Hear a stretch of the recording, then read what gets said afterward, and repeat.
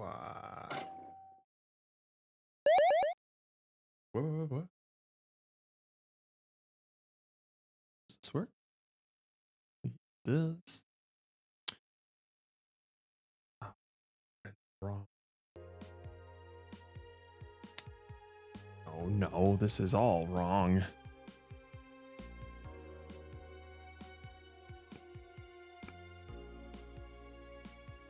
Oh, now you. Where did the little girl go, huh?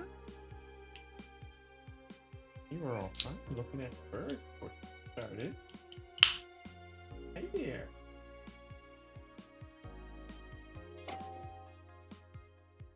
You want to come say hello? Ah. Oh. Yeah. Settling.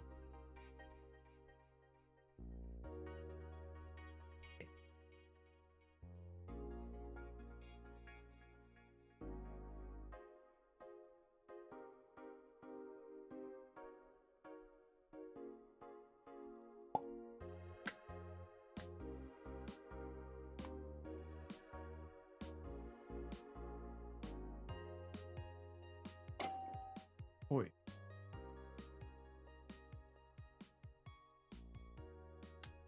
Okay.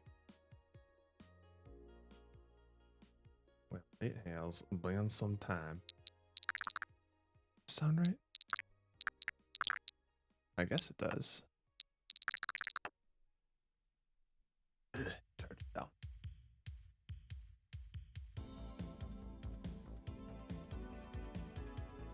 But you know, if no one's gonna be around, I could just, I could just.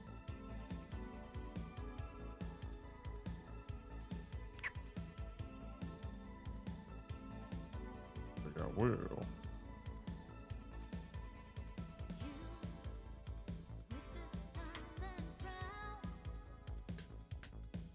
Just pop that out real quick.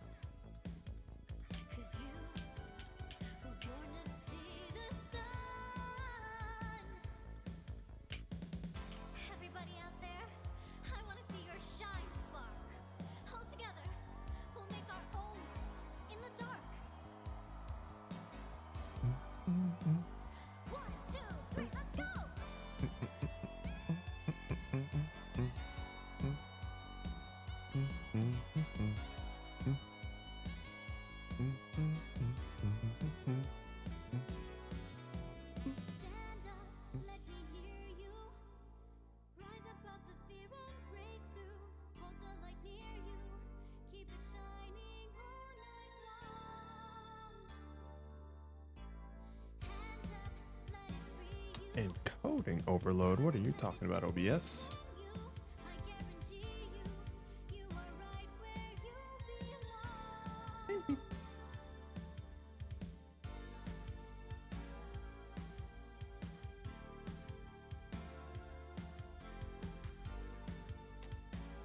Right, let's change some things here.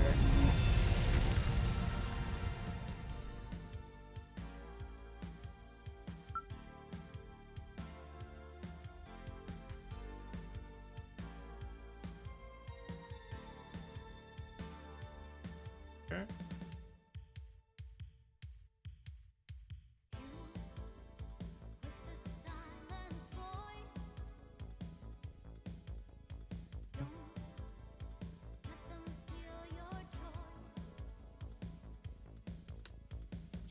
There's still something.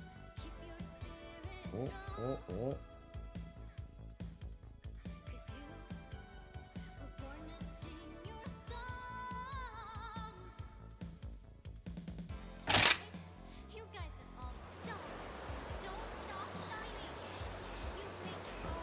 Honest. Oh my god.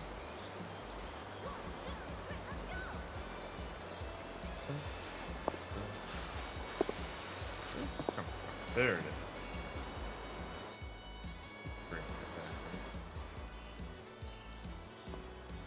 Then let me hear myself. I'm a little quiet. That's fine. We'll just move this down to here. Okay. That's better. Or at least it's kind of better. Because now I gotta turn the music back on.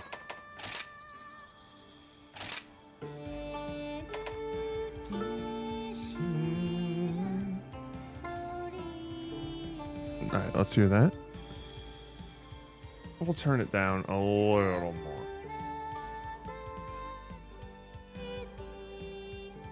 Okay. That should be fine.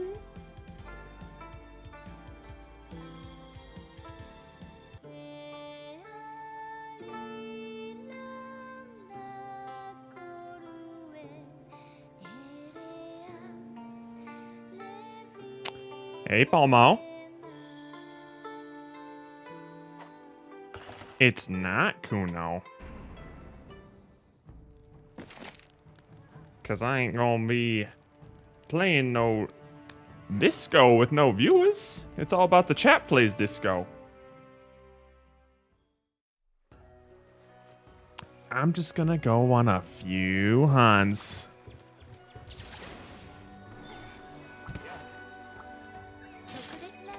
Just to kill some time. Because I certainly haven't played this enough this week. Hey, Ben Pomo. I can't do that yet. I'm not high enough hunter rank. Unless I guess I played on the Switch one.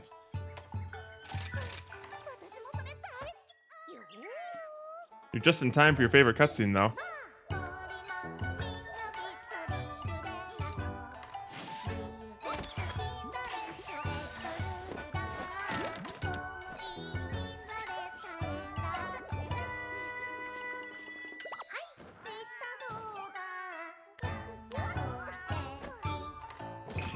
It is. I will agree to that.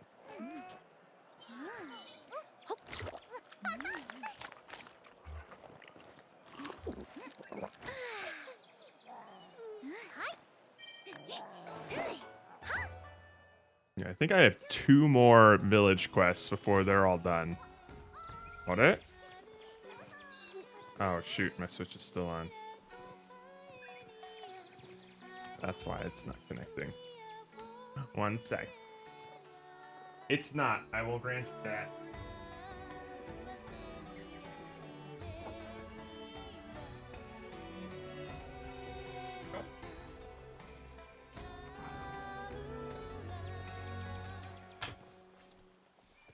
Wow.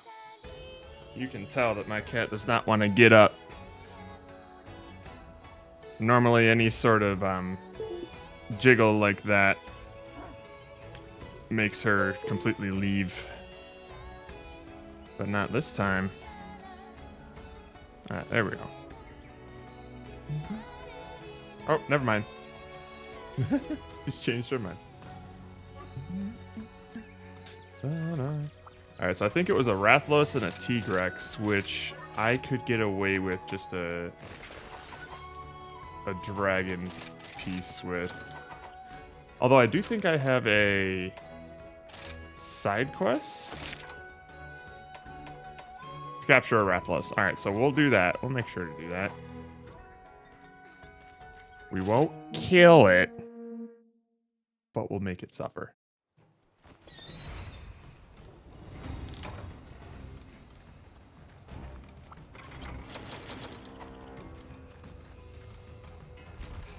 I mean, boom, boom.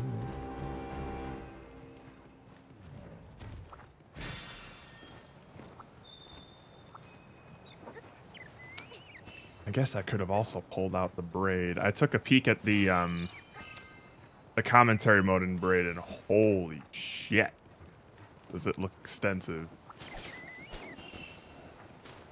lots of really neat things I'm looking forward to there. Maybe I'll whip it out on Tuesday when we play it again. Because I can believe them when they say that there's 15 hours of commentary packed in that thing now. Jesus Christ. I guess we'll go this way. Oh, Rathilos.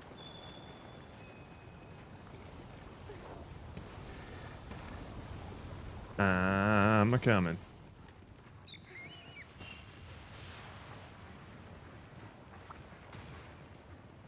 Hey, buddy. Oh, shit.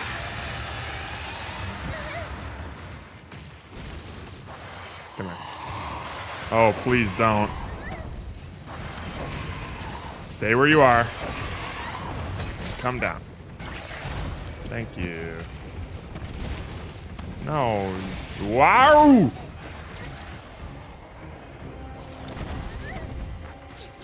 Get over here. Not like that. Oh, this could be bad. Alright, you're fine, you're fine. That'll be bad. Woo! Hey, boats. How you doing? I'm just doing some quick time killing hunts before getting into the disco. Whoa! Get over here.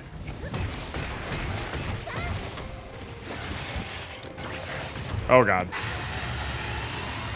Oh, he big, man. Ah! You little bitch. Oh! Got home kind of early today. That's good, that's good. Ah! It's always nice to have an uneventful Thursday. Ow! Holy shit. Why is this boy hitting so hard?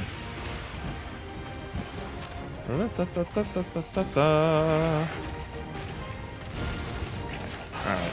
You need to stop.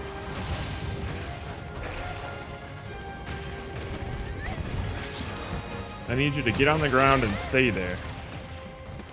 Holy shit. Oh! God, this guy is nuts right now. You don't want to sit down. There's a humble bundle with Monster Hunter stuff. Ooh. What's the deal kind of looking like? I'm assuming it's a bunch of like Rise and World stuff, right? Oh, you know, I don't know, Roka. I mean, you're free to share them if you just want to share the cool stuff you've been making, or if you just want to continuously harass me for like prices and commissions and things, and then start adding other people in my chat to try and get commissions from them. You're free to do that too. That's totally cool. My commission. You don't say. You don't say. Yeah, after after a couple of messages, I did just start ignoring them. That's pretty good. What are the prices looking like, boats?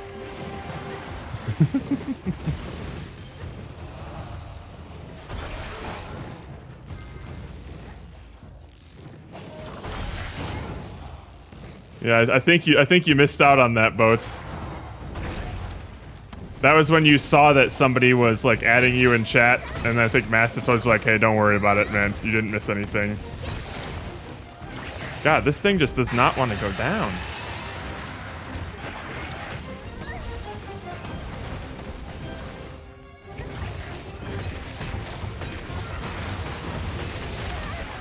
Jesus. Will you just not get knocked out? Come here, you little bitch. Get down. God damn. Oh. Lord have mercy.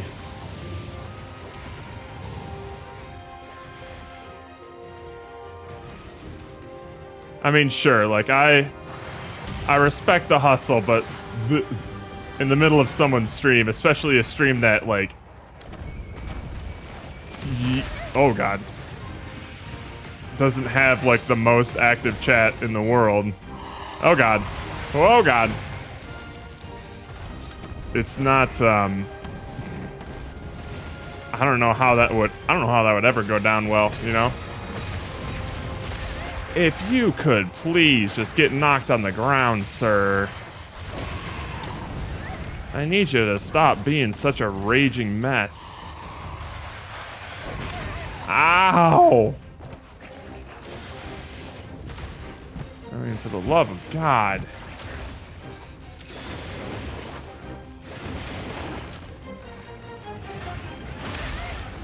Jesus. This is one pesky bitch. Alright, now you're tired. Good. Asshole. Ow.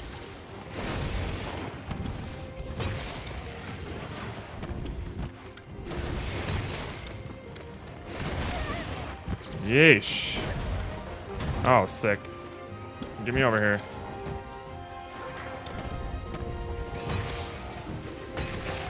There we go. Christ. Usually that happens so much faster. 3, 4.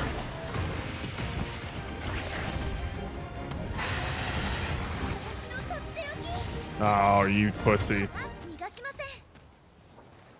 I was figuring if something wasn't showing me to redeem. Yeah.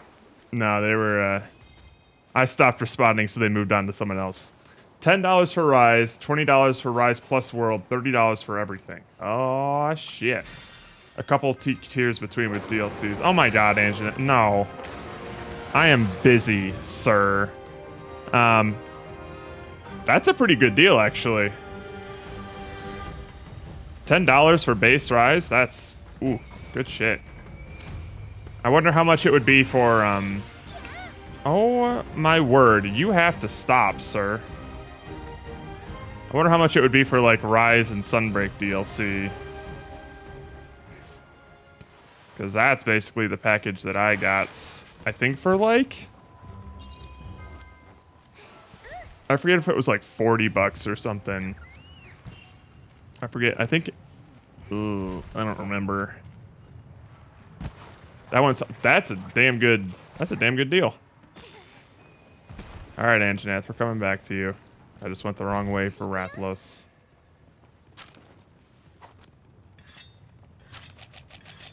Yeah, that's a real good deal. Considering the fact that I paid, I think, $60 for Rise on Switch when it came out. And then $40 for Sunbreak the day it came out. So, that's... That might as well be like 80% off. Alright. Oh god, he's flaming again? You gots to be kidding me. Alright, I'm gonna blast toad this bitch. Surprise, motherfucker! Bonk! God damn. You have been an annoying son of a bitch. I'm upset that I had to catch you alive. Alright, sick. Ow! Stop! Oh! Alright. Let's just capture this thing and get it over with. Come here.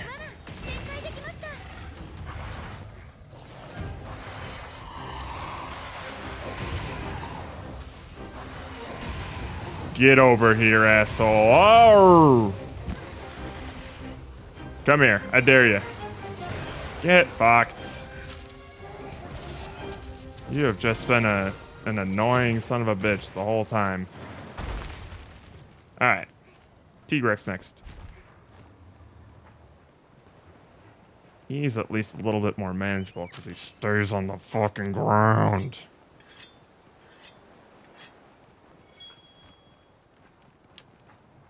I tried getting into these games, but I just couldn't. Yeah, it's... Man. It takes quite a bit of onboarding. And it's just not great at that. It's one of those things where it definitely does take a couple hours to really feel like you're getting in the groove. If you haven't played Rise, it probably has the best onboarding of the bunch. Worlds is okay too, if I recall. And the only reason I say that is just because you get to the more interesting hunts faster.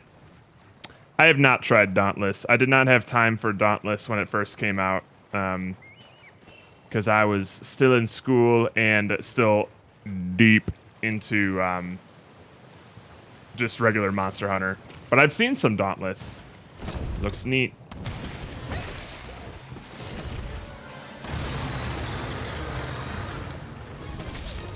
Oh, you bug bitch. All right.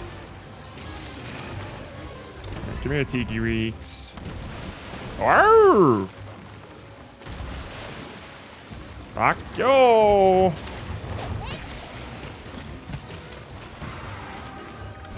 Played a little bit more of that, and it was definitely easier to get into, but didn't stick with me so much. Yeah, I mean, I can't say too much about Dauntless, but it did look like Monster Hunter Lite. Like, maybe it was probably easier to pick up because there was not as much like depth in mechanics. I'm not sure. That's a very biased thing for a Monster Hunter fan to say. But one of the things that does keep me coming back to Monster Hunter, once you get into like the groove of it, is like there's so much extra depth. Basically, when you switch a weapon, that's at least another 40 hours of fun. It feels like you're starting over completely again, which is awesome. I don't think there's like sharpening in meals. Ow.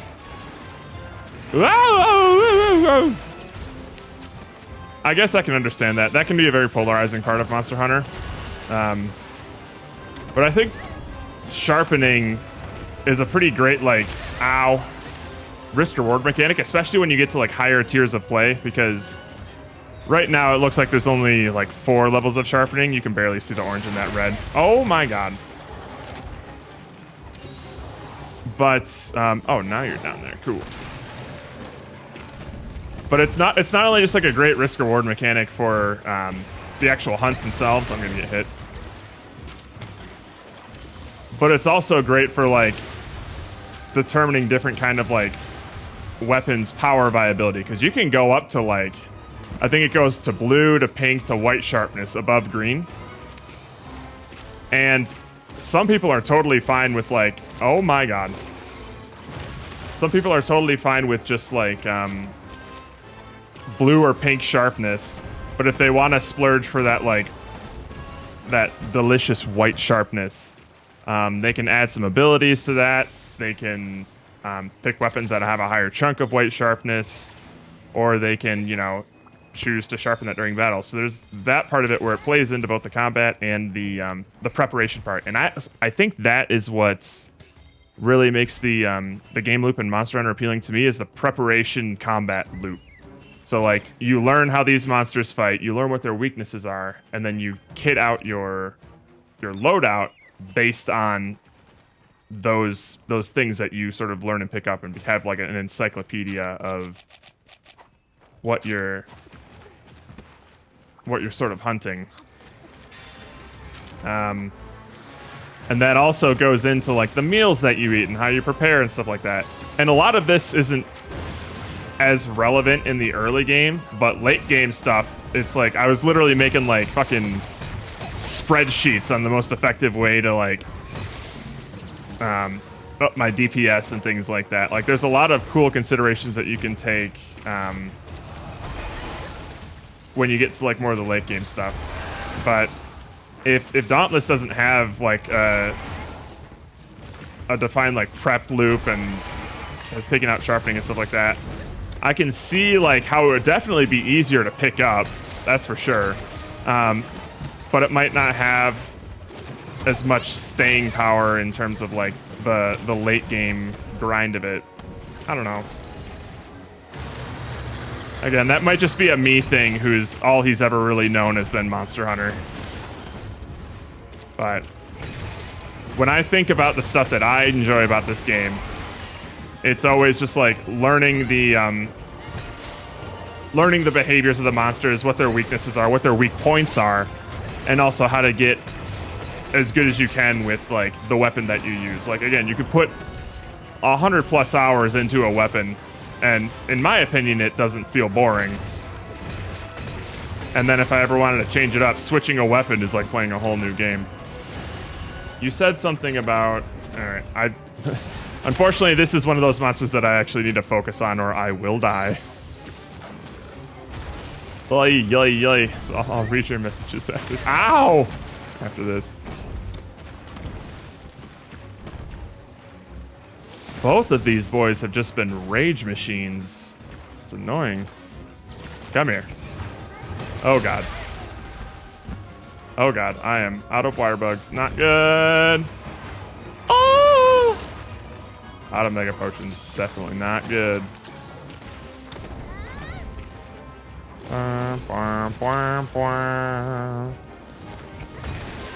Another thing too, Boats, is that it's definitely a lot more fun to play with friends, for sure.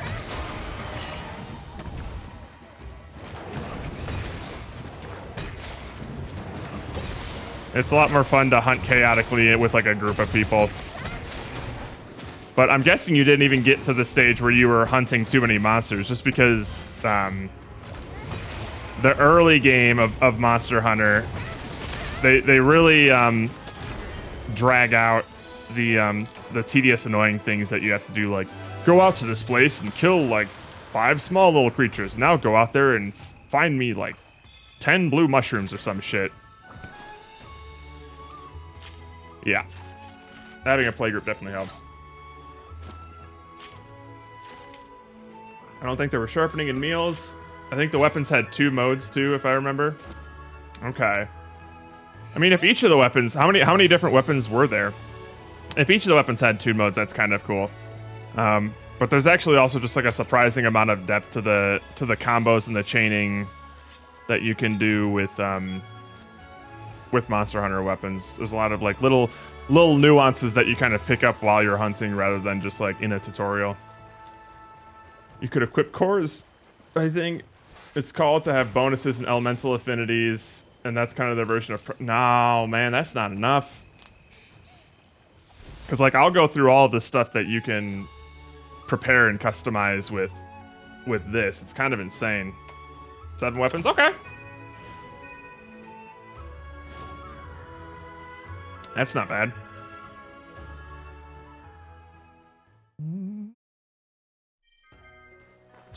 Okay. So if I go... Actually, you know what? Since I'll probably be pivoting to Disco anyway, I'll show you my Switch endgame stuff. And then you can kind of see how deep this rabbit hole goes.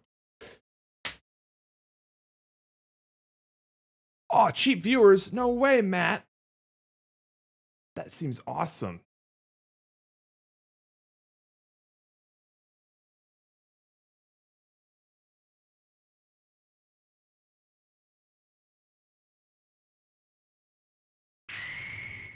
I like the cores because they did other unique modifications like roguelikes. I do love me some like customizing equipment with like gemstones and things. That is a personal guilty pleasure of mine for sure. But yeah, I guess it really would depend on what... Yeah, why does it sound like it's duplicating here? Oh, because I have the 4x3 up as well. Get out of here.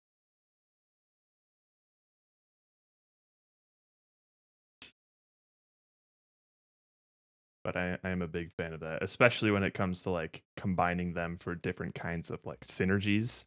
Like that's a game changer for me, is if I can equip 2 different like gemstones or cores that would synergize with each other in some way.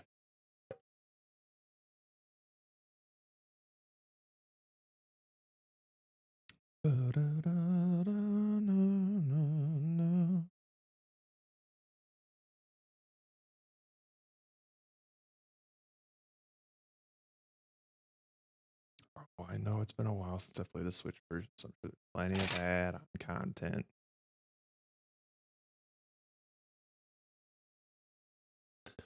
Well, this will be a bit confusing. Monster Hunter gameplay with Disco Elysium background. Let's go.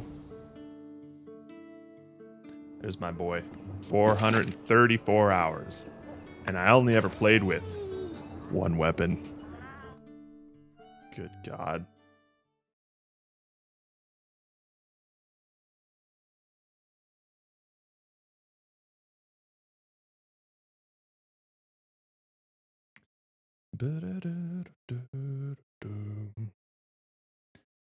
Loading times in Switch are a little rough. Okay, so here's kind of what my usual game loop would look like for endgame stuff.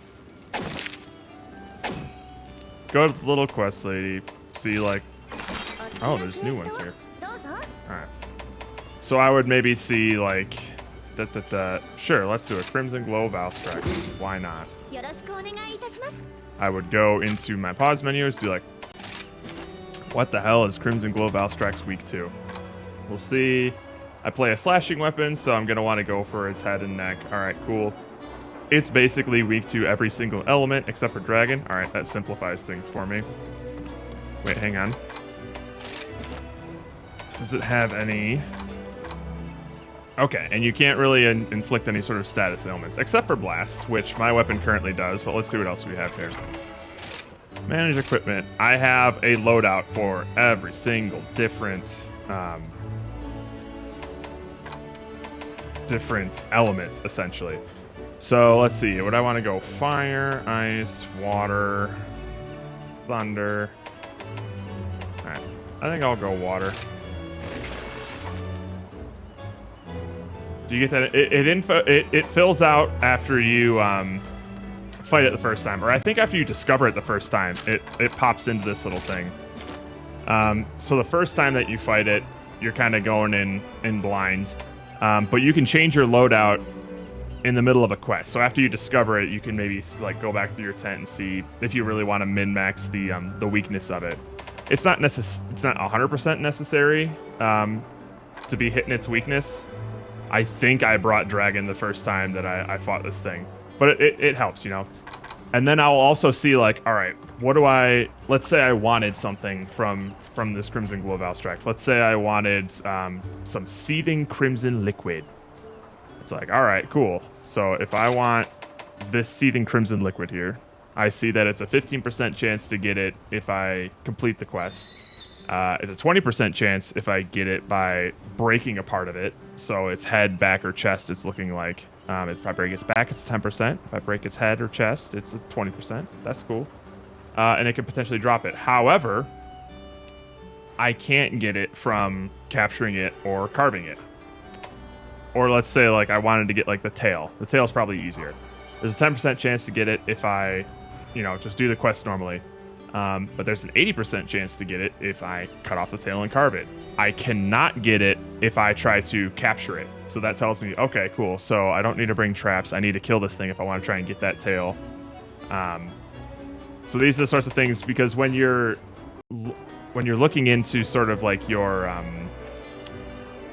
wish list and the kinds of equipment that you want to get, there's like, you start to get a sense of what you kind of want. And for some reason now I'm getting some major input lag on my Switch right now. That's weird. Oh, major input lag. I think something just happened. Encoding overload? Why? Alright.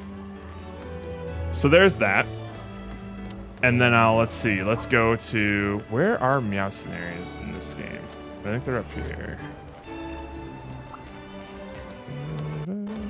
Oh my god. My computer is really not liking something right now.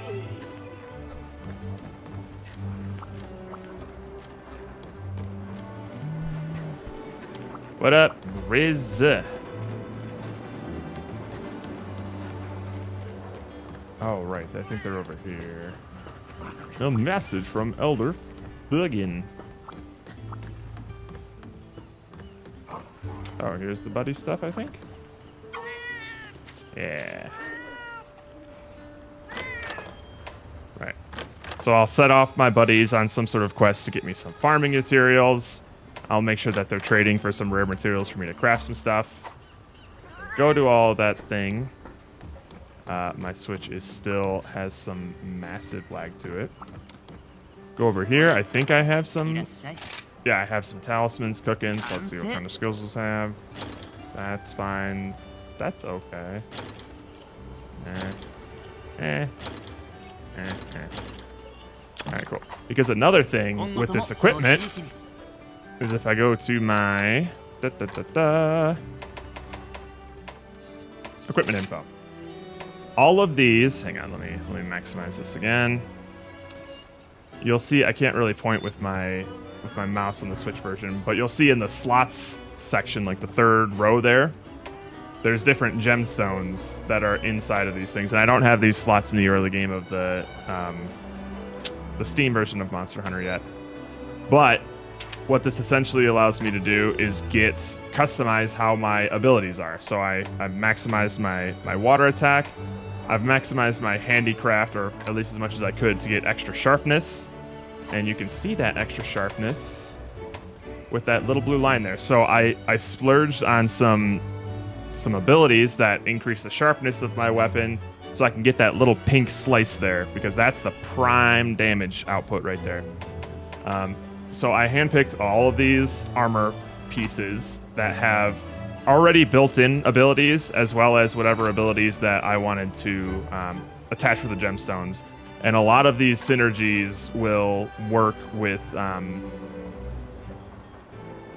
they'll work with each other. So let's say... Alright, Kushala's Blessing. Why do I have Kushala's Blessing? So I have this water attack here, which at my current level will increase my water attack by 20%. That's kind of neat. I also have Critical Element here, which grants additional elemental damage by 15%. So we're racking that up as well. We go to Kushala's Blessing, which increases water and ice attacks by 10%. So all of these things I'm trying to like stack up to maximize how much damage water specifically does in this build. And then I'll have like some, extra Critical Eye, which increases like my crit chance, and then the Critical Boost, which will increase how much damage I do with the crit chance. Like all of these abilities are working in tandem with each other to make sure I deal as much damage as possible with a water type move. I'll go on a little meal plan here, because at this stage of the game there's a bunch of different meals that you can eat. Fortunately, I think I have a couple of presets here, so I can increase my damage, medic, and all this kind of stuff. And then after all of that, I will go out on a hunt and try and hunt this thing. And so this is kind of like the... I really enjoy this prep phase, because I'm constantly like retooling my armor and pursuing... Am I pursuing anything else right now? Do I have anything on my wish list? Yeah, I'm constantly pursuing like different things on my wish list, like a different weapon or a different gemstone that I can go for, or like a piece of armor or something. So I'll just go back in there, and even though I'm fighting, a bunch of monsters that I've fought before, I can maybe go on this little quest board and join someone else who's trying to complete that quest, or just do it on my own or play with friends, and it's just a nice little loop. What I'm hearing here is you're a water type trainer. I could be a water type trainer, or I could be any kind of trainer. I could be a fire type, thunder type, poison. I like this one that's just called Oops All Paralysis. I think I did like this one. I think I really like maximized how often paralysis sort of triggers with this one. Let's see. Equipment info. Let's see my skills. Right, so the main workhorse of this thing was status trigger, which what does this do again? Skills. Perform a perfectly... So if you perform a perfect dodge, all of your attacks for like the next, what is it, 8 seconds? Is that what I have with this? No, 12 seconds. 12 seconds is going to inflict some sort of status damage, which normally there's like a, I think a 30% chance that your hit will inflict like some sort of status damage. So when I do this, I'm constantly trying to do like a quick dodge and then follow up with a bunch of attacks. And then we have, let's see here, obviously paralysis attack goes up by 20%. We have, I believe, Chameleos' Blessing, which that doesn't do anything that I want, actually. Oh, that was for poison. Build up boost is another big one while it increases attack power. Yep. Continuously then hits gradually to increase attack and elemental attack. It's just, I don't know. It's fun to make all these kinds of builds. Disaster's out for blood. Anyway, I don't know why I'm getting some ridiculous input lag here. I'll put this thing to sleep and then see if I can turn it on again. Oh yeah. So that's just generally what the end game of Monster Hunter Rise looks like, and that's the kind of depth and stickiness that I'm looking forward to come back to. So if this is all to say, if Dauntless doesn't have that, then I can't see myself playing it for very long. It might be easier to get into, and that's cool. Anybody who enjoys that game, I don't blame them. But it just doesn't seem like something that would be entirely up my alley, considering the reasons that I play Monster Hunter.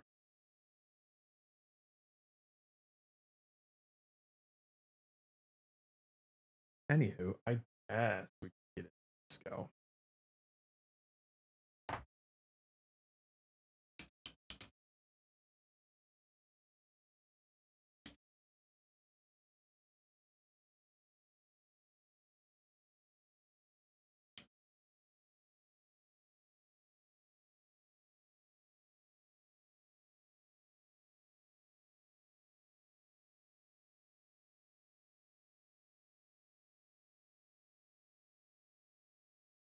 I could also be held misrepresenting it. No, yeah, maybe. I mean, all things considered, that was kind of just like the general sense that I got from seeing gameplay as well.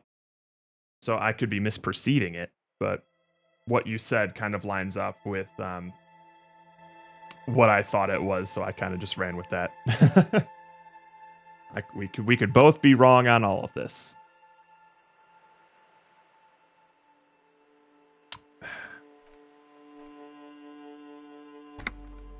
But we'll see. It definitely does seem like the layperson's Monster Hunter. I don't know how to say that in a way that doesn't sound demeaning, because I definitely think if there's one thing that Monster Hunter needs to get better at, it's appealing to the layperson, like somebody who's not experienced Monster Hunter before. So I think that's like an objectively good thing, but it also seems like a simplified version of Monster Hunter, which wouldn't necessarily appeal to like some of the more power players, I guess. Someone with 400 plus hours in it. It is. Oh my god. Well, you gotta pick one, Grisasta. Let's see what we have on us. Because right now we're already boozed up. We have some Pyrrolodon and some speed and some SIGs. So we have a little bit of everything except for alcohol. I guess we used the last of our... No, I'm just holding some alcohol. But we can't use it right now because we can't double dose on alcohol. So let me grab my streamer bot here. Actions. Cha-cha-cha. Oh, I think I just set this to my default.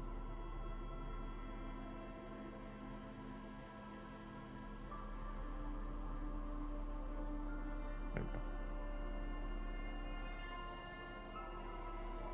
go. All right, sounds good. Get some SIGs on us. What's up, Kim? Can I can. Hecha. Intellect raised. Good shit. Alright. I think we're in a bit of a pickle here. Let's take a look at what we can do.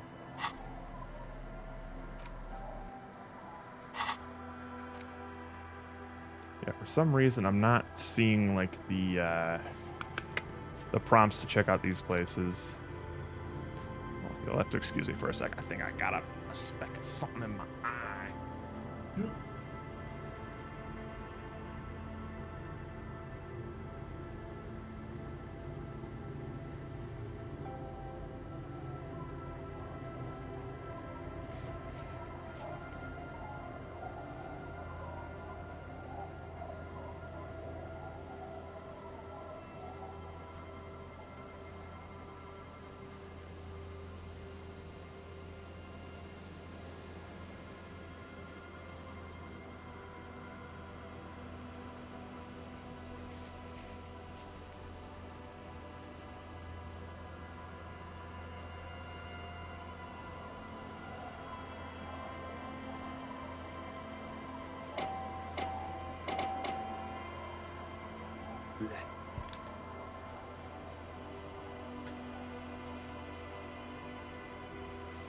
That well.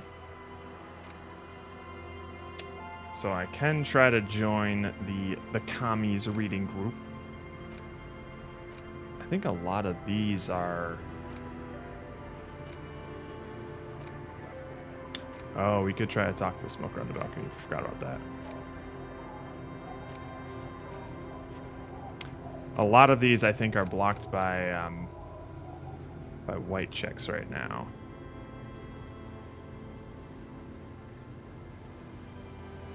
I guess we could still try to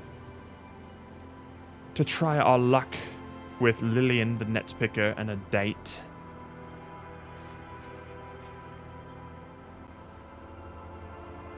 Yeah, but a lot of these are, I think, out of our reach right now.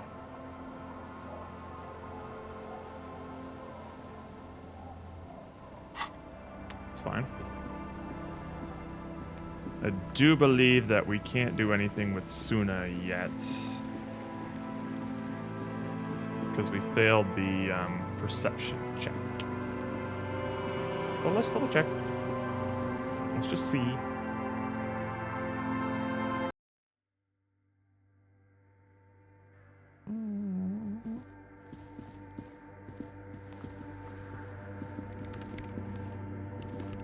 Yes, what is it? Yeah, that's locked. So we'll definitely need to up our perception if we want to continue that quest line.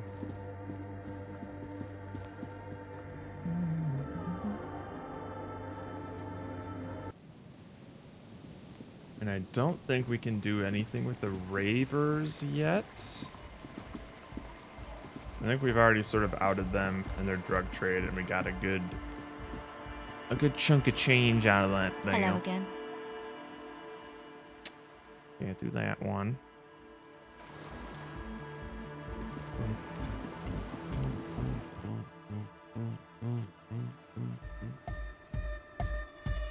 Got anything from you, The Egghead? large-headed youth has closed his eyes, lost in the music. Sensing you, he opens them. Good morning, comrade. Yeah! Yeah. Huh? I see you're here again. Offside, man. Did I mention getting us into the church would help? Okay, fine, Noid. Hi again. So, how are things going? Yes? What's the deal? Oh, never mind. But do let us know if something... Goodbye. Alright.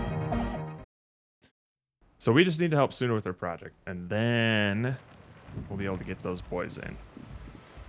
Not until then. I think, you know what we can do? I think we can pawn some stuff off. I think we're carrying a lot of stuff that we don't need.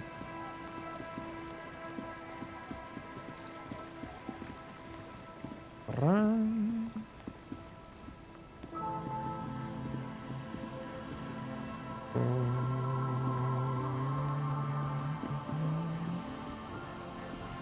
Actually, how's our boy Doom Spiral doing? Hey, Doomy. Doomy gloomy.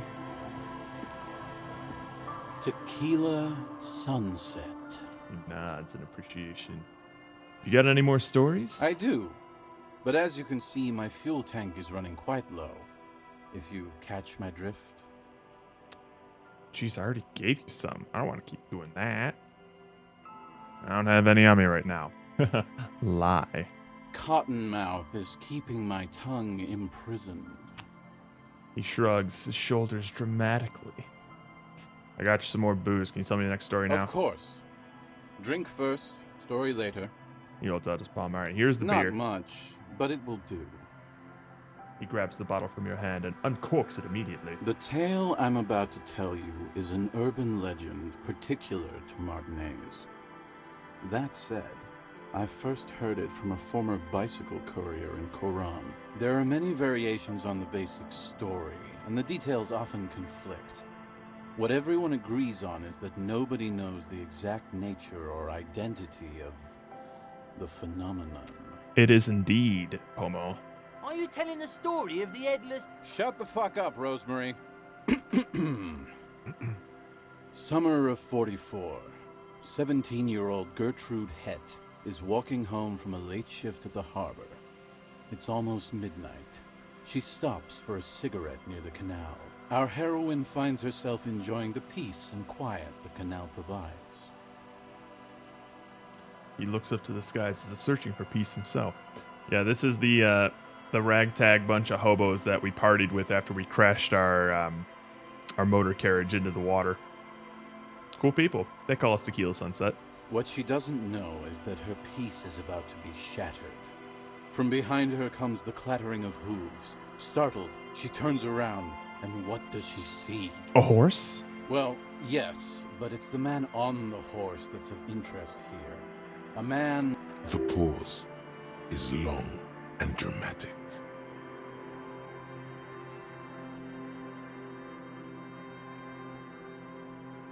with no head on his shoulders, wearing a found tracksuit, searching for the legendary found cap that went missing when he lost his head.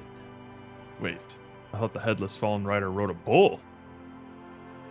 I thought that he rode a headless pig. The lieutenant says with a little smirk. No one asked him.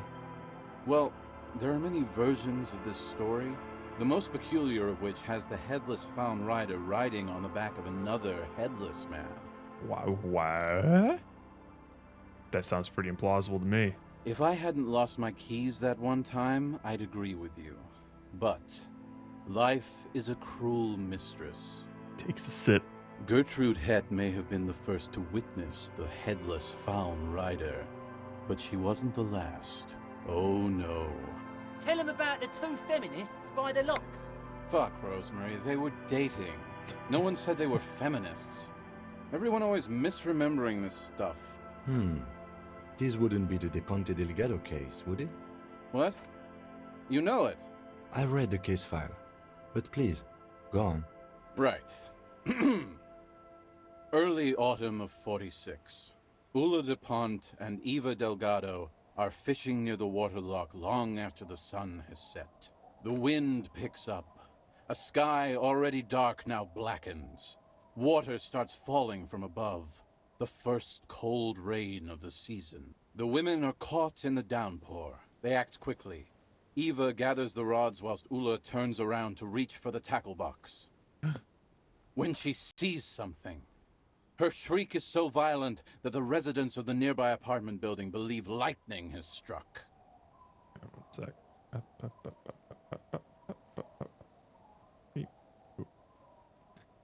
Yay. Flickering mostly gone. Mostly. But there is no lightning. Only a heavy downpour and the silhouette of the headless found rider looming on the horizon. Why was this a crime case file? Ula makes a run for the shore, but Eva slips on a wet rock and disappears into the cold, cold canal with nary a sound. Terrifying. Her body is never recovered. What did the case file say, kid? Naturally, Ula De Ponte became the prime suspect in the disappearance of Eva Delgado. De Ponte maintained that it was the so-called headless Fallen Rider and that she ran, fearing for her life. He adjusts his glasses. During the investigation, it became apparent that there was a love triangle, the third party being some small-time businessman. I don't remember the exact details. The leading theory was that an argument broke out on the jetty and De Ponte pushed Delgado into the canal, then cooked up this stupid cover story. Oh my god. Was she arrested? No. She committed suicide before she could be taken into custody. They found her in the bathroom with a rifle, her face slowly peeling off the ceiling. God damn, Kim. Not a pretty scene. I bet. Man, that's some grisly detail. Oh well. Here's to another case closed. He takes a hearty swig from his bottle. Anyway, that's the story of the Headless Fallen Rider. Pretty crazy, huh? That's nothing. I've got an even crazier story. Who was the Headless Rider before he died? I've already seen some weird shit on this case. A headless jockey in a tracksuit fits right in. Yeah, who was he? Well, Tequila, that's part of the legend. No one knows for sure. There are a couple of possibilities, though. Some say he was an undercover cop who blew his cover and got beheaded by the vicious gang he had infiltrated. Now he rides, searching for his lost-found cap, plotting revenge. Others claim he was a professional jockey who veered off course during a steeplechase, ended up in somebody's backyard, and got decapitated by an exceptionally taut clothesline. Even decapitation couldn't stop his commitment to the sport.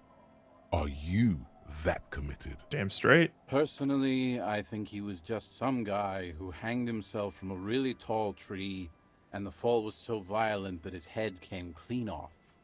Coincidentally, at that exact moment, a horse happened to pass under him, and his beheaded corpse mounted it, where it remains to this day. But then, no one really knows. I got a hunch he was an undercover cop. That would explain the tracksuit and his need for revenge. Not sure how the horse fits in, though. I don't know, I don't buy it. Drugs. Anyway, to each his own. You want to hear any other stories? That's nothing. I've got an even crazier story. Yeah? Why don't you go eat shit, Tequila? There's no way you know a better one than that. Yeah, actually, you're right. Nothing comes to mind. Damn right it doesn't. So why don't you just shut up and leave it to the master? Betcha I could discover a crazier story, though. I've already seen some weird shit on this case. A headless jockey on the tracksuit fits right in. Hard to argue with that, I suppose. That's the reality situation for you. You think you got a handle on it, then blam! It throws some wild shit at you. That's why it's critical to stay well hydrated. Okay, whatever became of the Headless Fallen Rider? No one knows. Some say he stalks Martinez to this day, and can be seen near the canal when the clock strikes midnight. Oh, shut up. He makes a spooky gesture with his hand. He won't, though, because it's just a stupid legend. Aye, I saw him one night when I was right shit-faced. Any I more myths? actually do have one. The strangest of them all. But I'll need to fortify myself right. before I can tell that one.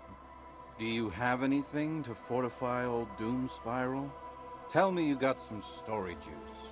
Man, you're really bleeding me dry here. I want to give you any more. Don't do it now.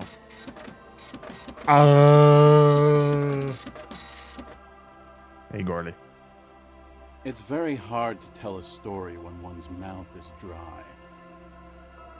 Oh.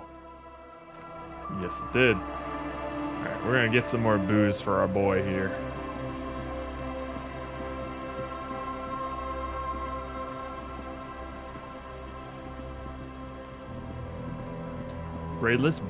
Braid is on Tuesdays. Thursdays, disco.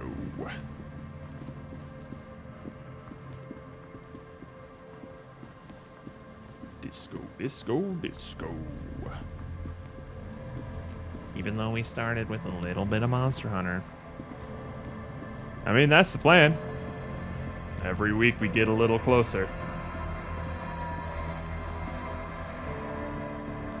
It just so happens to be a fairly long game.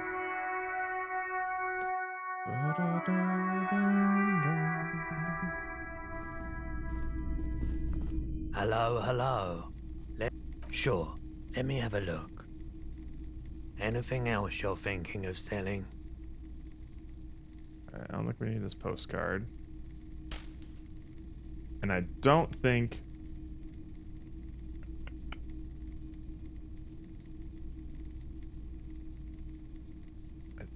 we need this production filament anymore. We've already did everything we could with it, really. We'll keep the dye. Rated on Netflix mobile now too? Oh, interesting. I wonder how that works on mobile. Alright, we actually don't have a lot to sell. We're keeping Kitsuragi's handkerchief. That's for show. Another time, perhaps. Alright, so we got a good chunk of change now. We could...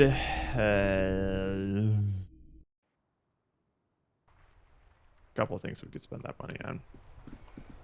First, I'm gonna get some liqueur.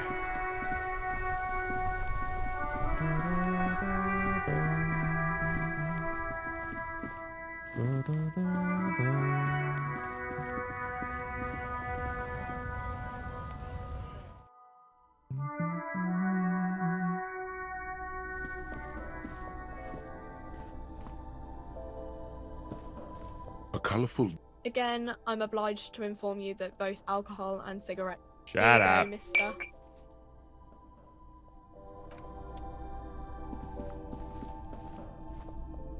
I believe the sneakers that were on top of the speakers that we want are like $50. There's also a board game in the bookshop. Let's see. Let's talk to our boy here. Look at these little sneakers again. The speakers below are Oh. banged up and worthless. God The damn. sneakers triumph over them. They're the star of the show here. Son of a bitch.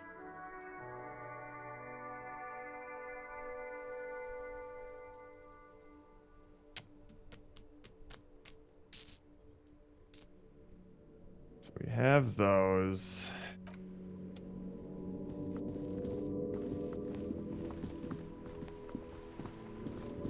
When's the Mac release? If it's not out on Mac by now, I don't know when it ever will be. That game came out in like 2011. Every snowflake is like a little gift from the sky. She shivers as one falls on her nose. Oh, you poor little girl. Oh, Protocol Delta. Gotcha. I don't know. That can be a pain in the ass sometimes. Unless it ports A small easily with the mountain of Unity colourful build. board game boxes.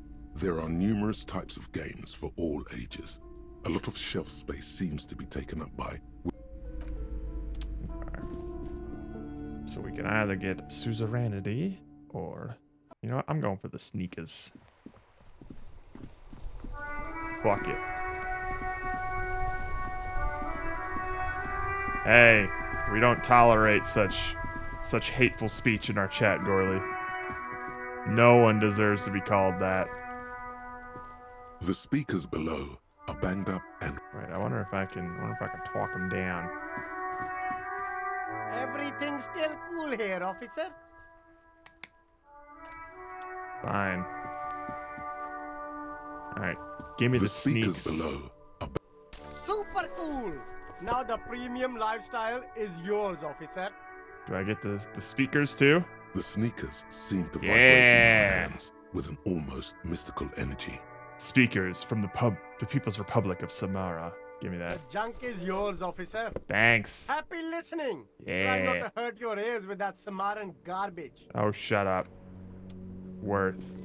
Probably not. I don't even know what I would want them for. Oh, you know what? I can probably take them to Noid. I'm sorry, they're worth $30? Oh, okay. Why did you even buy these? These are no magic speakers. These are just lame speakers. All they will ever produce is a faint memory of the song you're trying to listen to. Sell them for cash. Hell yeah, okay. All right, so those speakers were actually just like, or those sneakers were actually just like 20 bucks. That's a lot more reasonable. The Ultra Series phone sneakers put lightness and grip above all else. With grip tape covered springboard soles and ultralight synth fabric technology, you can exit every corner with the maximum traction of a gentleman's racer. +1 reaction speed, limitless grip. +1 hand-eye coordination, steady ground. -1 encyclopedia. Too fast for facts! So I think we have the sneakers, we have the gloves, we have the hats, and we have the windbreaker. All we need is Kuno's pants. And we got the whole ensemble. Head to toe, dressed in fawn. I'm gonna real quick check to see if Noid wants anything to do with these speakers. And if not, I'm gonna sell them for cash. Cold hard cash. Bought them for 50 cents, gonna sell them for 30. Not 30 cents, 30 buckaroonies.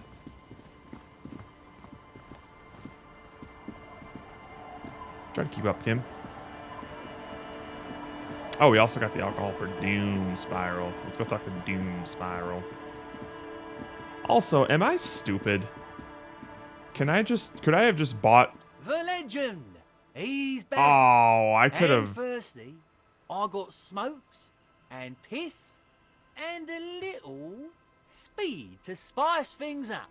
Why did I go all the way to spend $3 on a potent pilsner when I could have gotten it for half off here? Stupid. I forgot you sell stuff. Tequila Sunset. All right, here's your fucking Wonderful. booze. Not much, but it will do. He grabs the bottle from your hand and uncorks it immediately. This last one is the most Martinet story I've ever heard. He takes an almost comically long swig. Thus fortified, he continues. I've never heard it mentioned outside of here. At first, I thought it was a joke, to be honest. But I've been on the coast 8, 9 months now, and in that time, I've seen at least 3 expeditions come through, searching for something. Cryptids? Magic animals? No, man, this is serious stuff. A place to call home? No, Tequila. Most people already know where they live. It's guys like you and me that are the exceptions. Your lost keys? Hey, hey! Fuck you, Tequila. He says, his voice level. Okay, what kind of expeditions? All kinds. I've seen archaeologists, gangsters, even a bunch of ad agency types. I'm telling you, Tequila, this thing's got a pull on certain kinds of people. Wait, what do you mean certain kinds of people? You know, obsessive types. People with predilections. What exactly are we talking about here? Some of those expeditions come back after a week or so, looking haggard and dejected. Others don't return at all. The first time I saw one of these expeditions, I thought they were fucking with me. There was no way it could be true. It was just too high concept, even for me. I'm not even sure I should be telling you this story, to be perfectly honest. You're in a fragile state, and it might be too much for you to handle. I can handle it. Okay, fine, I'll tell you. But I'm warning you, it's pretty out there. Our story begins at a legendary design studio, right here in Martinez. There was this designer. His exact name is lost to history, but in life, he was a legend. Made it big in Aranya, where he did some real pioneering work on grotesque and sans serif typography. A fucking genius, man. You don't say. Sorry, let me do a quick. Okay, this has been good so far, I think. That is, if he even existed. Who knows? It's an urban legend, after all. Anyway, sometime later, he started his own personal studio here in Martinez. And that's when he started working on some really wild stuff. I'm talking some glass-smooth, forward-looking design language, the kind of thing that would totally overthrow the old regime, design-wise. A paradigm-shattering revolutionary? Ooh? But then, something turned. You see, it's widely known that nose candy and pioneer graphic design work go hand in hand. Wait, nose candy? You know tequila, nose candy, the What's White that side was Railroad, known party as? powder. Party The powder. kids on the streets also call it Snow Day. Jesus Christ. Or Elysium gold. For the plateau on which most of the world's supply is grown and harvested, typically by slave labor. Thanks, Encyclopedia. Sinus salt, the White Knight. Can't see, for its popularity Jesus. among the aristocratic class of the prior century. Along with a number of more banal street names. Blow, of course, but also flake, powder, pearl. Really, anything that's white will work. He's talking about cocaine, baby. Oh, cocaine. Oh, right. Are you referring to cocaine? Shit, yeah, tequila. You know exactly what I'm talking about. He gives you a camaraderie bump on the shoulder as a couple of milliliters of booze slosh out from his bottle. Makes sense. I, too, need a variety of substances to operate at a high level. I'm not surprised. Many men find it hard reaching that final level of genius without blow. So what happened to him? You've got to understand, the work this guy was doing was so high concept that regular amounts of cocaine just weren't cutting it. By the end, they were bringing it in by the lorry load. Now, as you might imagine, snorting that much cocaine can't be healthy for a regular human, right? Probably not. Right. Wrong. Do it all the time. All the time? All day, baby. All right. Hey, tequila, pay attention. The story goes that one day he was balls deep in work on what he thought would be his pièce de résistance, an advert so minimal it contained neither text nor images, just pure white. Cool. Apparently the idea was too high concept even for this genius. He dropped dead right at his desk before he could finish. His last words are recorded to have been, "It's as white as a blizzard of cocaine." What a loss for the world of design. I know, tequila. I know. He takes a swig, considers pouring some out for his lost genius, then thinks better of it. But the story doesn't end there. Supposedly, when they performed the autopsy, the coroner discovered nearly a quarter kilo of coke jammed into his nasal cavity. That's almost certainly anatomically impossible. Wrong again, nerd. Where there's a will, there's a way. You tell him electrochemistry. That's right. 250 grams of blow had accumulated in there over the years. We're talking high-grade Saramaritsian pure. Not that cut-rate shit your grandma does. You keep my grandma out of There this. are those who believe the designer was buried with this quarter key of nose candy still lodged in his sinuses. That's what those expeditions are looking for. A cocaine head? Cocaine A skull. cocaine skull. The cocaine skull. The cocaine skull. What the fuck? And why do people think the skull is here in Martinez? Here's the kicker. This designer, this lead designer of a world-famous design studio, was born in Martinez. A local boy, Martin Martinez. Okay. That's why he brought his studio here, back to where it all began. And that's why they buried him here, too. Perhaps right under Ab's pipe there. Points to the pipe. Or probably further down the coast, or in some yard in Martinez proper. A hidden mausoleum. No one knows exactly. There's one place that I know that fits that description. but it's a red check that we need, I think, some hefty physical attributes for. No, my grandma always told me his grave lay somewhere on the islets on the bay. This is ludicrous and physically impossible. Sinuses can contain that amount of anything. Shut up, Kim. My only question is, where does one get a shovel? What do these expeditions plan to do with it?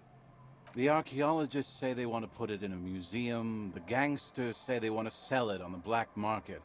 And the ad agency guys say they're seeking inspiration. I bet. Bullshit. They just want to snort it. But you could beat them to it, Harry. You could snort the Yeah. magic skull cocaine instead. I'm pretty sure they all just want to snort it, though. And why wouldn't they, eh? Sounds like right strong stuff. It's been fermenting in that man's sinuses for years. Rosemary, you said something about the islets? Don't listen to him or his grandma. He's just making things up. No, my grandma told me. I've heard other people say it too. That it's underwater. Oh no. Maybe it was the storm sewers. Or maybe it's in the air. Or in an ancient state pyramid offshore. Kim, I swear to fucking God. You need to let me handle this. What have you learned from the other expeditions? They're pretty vague about it in general. The gangsters like to claim they're looking for the grave of a friend, with picks and shovels. The archaeologists act all official about it, saying they're conducting serious research. Honestly, I think they're not really scientists, just rich. The junkies, for some reason, are pretty upfront about it. They just say they're looking to snort some blow out of a dead man's nasal cavity. Metal as shit. Honest men on an honest quest. You should join them. By now, I'd say I know about as much about it as anyone on the coast. Okay, I'm convinced. Let's go find it. Whoa, whoa, whoa. Hold on just a minute. Finding it right now is literally impossible. Why? What? Why?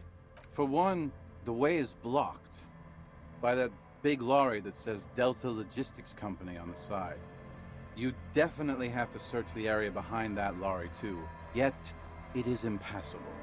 And second, outfitting an expedition like that is expensive. It'd have to be a big production to do the cocaine skull justice. You need new gear, people who know what they're doing, all kinds of provisions. It's just not feasible within the economic and temporal frame of our current setup. Matter of fact, unless a bunch of money just falls out of the sky, we might never know what's up with that skull. I have to agree. We barely have what we need to solve the case we've got now.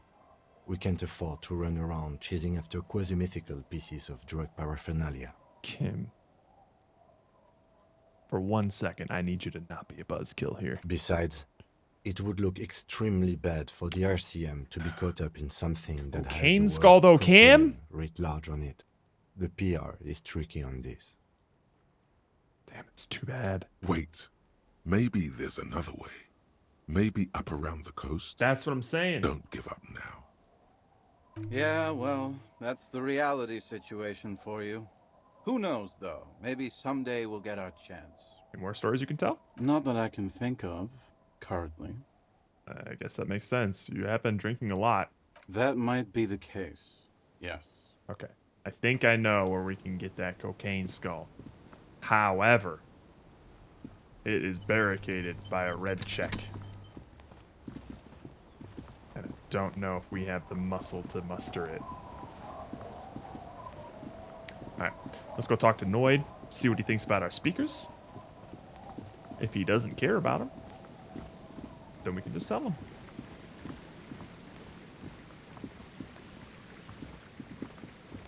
Although, I doubt he has any money to buy them himself, considering I kind of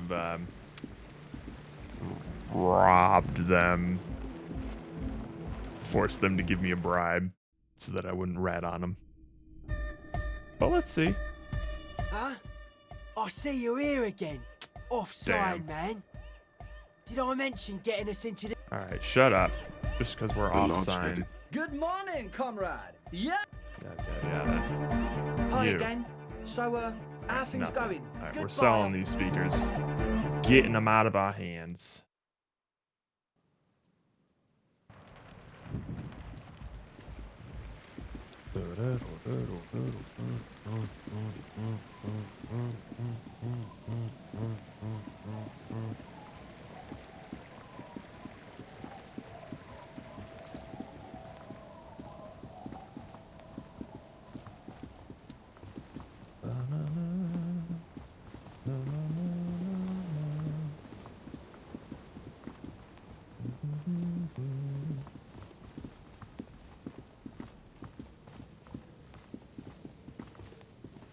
It is really upsetting that check's a red check. I really hope that, like, would it be a one-time check that if I fail, it's completely impassable? Or would it have some sort of, like, harder alternate check? It's just I'll have an easier time technically if I try to muscle it open. No. Hello, hello. Let me know if I can... Sure, let me have a look. Anything else you're thinking of selling? Get rid of these speakers. What? Let's go. That's a nice little penny we got there. Another time, perhaps. I have no other business. Take care for now. I don't think there's anything else in here that I'm interested All the in. old boomboxes are there, blinking and waiting to whirl. All but one. Yours. Nice. Doubt we'll ever be able to buy this light. Typical Martinez Oh my streetlight God. sits among assorted floor and table lamps. I don't think there's even $700 in this entire game. You see rows of toy soldiers guard. Alright. That's all we got here. So I think there's some other bips and bobs of clothes that we can get, but we did get a free dye out of buying a board game at the bookstore, so maybe we'll do that. I think it was only like 12 bucks. Can handle that.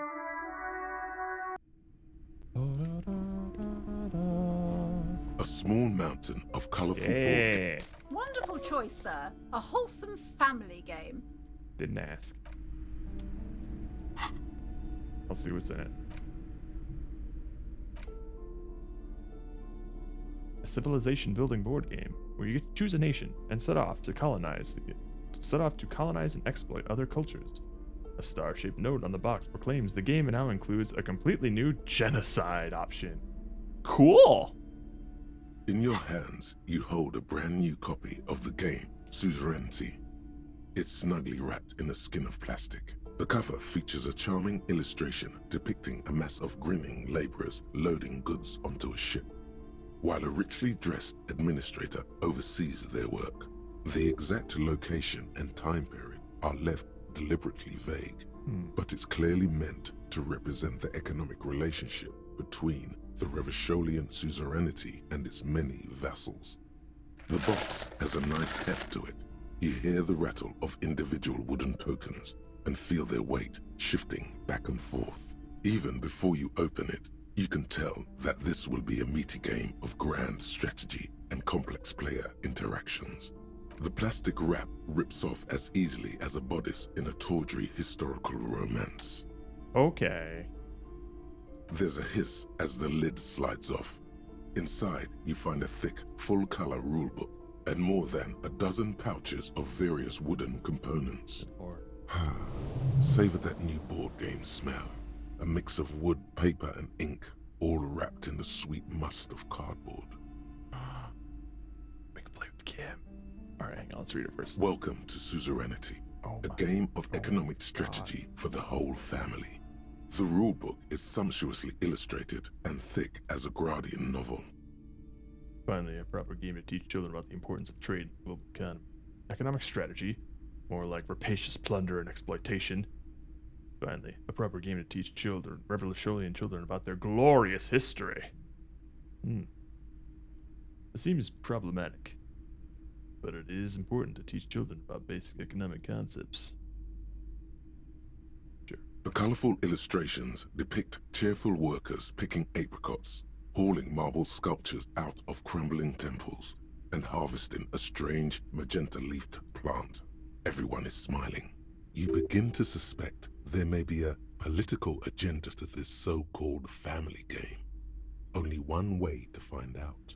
The instructions are opaque at first, and introduce many concepts you're not familiar with. Fortunately, there are many diagrams and examples throughout. You soon figure out the basic conceit. Each player represents an administrator for the suzerain of Revachol. Your objective is to increase the suzerain's wealth and renown by accumulating victory points. How do you accumulate victory points? That's where the suzerain's vassals come in. God. The game features 4 vassal nations, each one home to an economically important resource. Each turn, the player collects resources from vassals where they've placed workers. They may then rearrange their workers, fulfill contracts for coin and bonuses, or build structures back in Revachol. Okay, so this is kind of like a Sellers of Catan sort As of you thing. leaf through the pages, your eye catches on a sidebar labeled Advice for Beginners. No. Tell me how the winner's determined. The actual scoring system appears infinitely complex, with a series of tables and appendices required to compute each player's final victory point total. You skip that part for now. Good. You open up a number of pouches containing wooden tokens. There are also several punch boards with other cardboard components that will need to be punched out before you can play. Fine. Each cardboard token makes a satisfying chick as you pop it out. Soon, a neat pile of cardboard coins and counters has accumulated before We'll you. be playing this on the floor of this shop for What? sure. You're not going to offer to let me punch any of them out? Oh, Kim, I'm sorry. In addition to the work Oh, he's and itching to building play. tokens used by each player, there are also several piles of colorful resource tokens, each representing one of the game's 4 principal resources. From the Empire of Sefre, orange apricot tokens. From Ilmarat, the ancestral name of Ilmara, gray marble block tokens. From the Seminine Islands, white sacks of sugar tokens. And from Supramuindi and Sarah Maritza, magenta tokens for unprocessed cocaine leaves. Oh, those are nice. The lieutenant picks up a sugar token and admires it. You hold the open Oh, game box he's before really you. itching to play. Hey, Kim, wanna play? The lieutenant looks over the rulebook before he sees something that makes his eyes go wide. Holy shit. The average playing time for this game is 1 to 6 hours. Holy shit! I'm not sure we can afford to set aside that kind of time for a game. Yo. Maybe we should, though. Kim. What? Ah! Does the lieutenant hate fun? Is he the fun police? Who died and made you the fun police? The lieutenant gives you a sour look. He may or may not hate fun, but either way, he does not appreciate your attitude. Oh. Hang on. I can do this.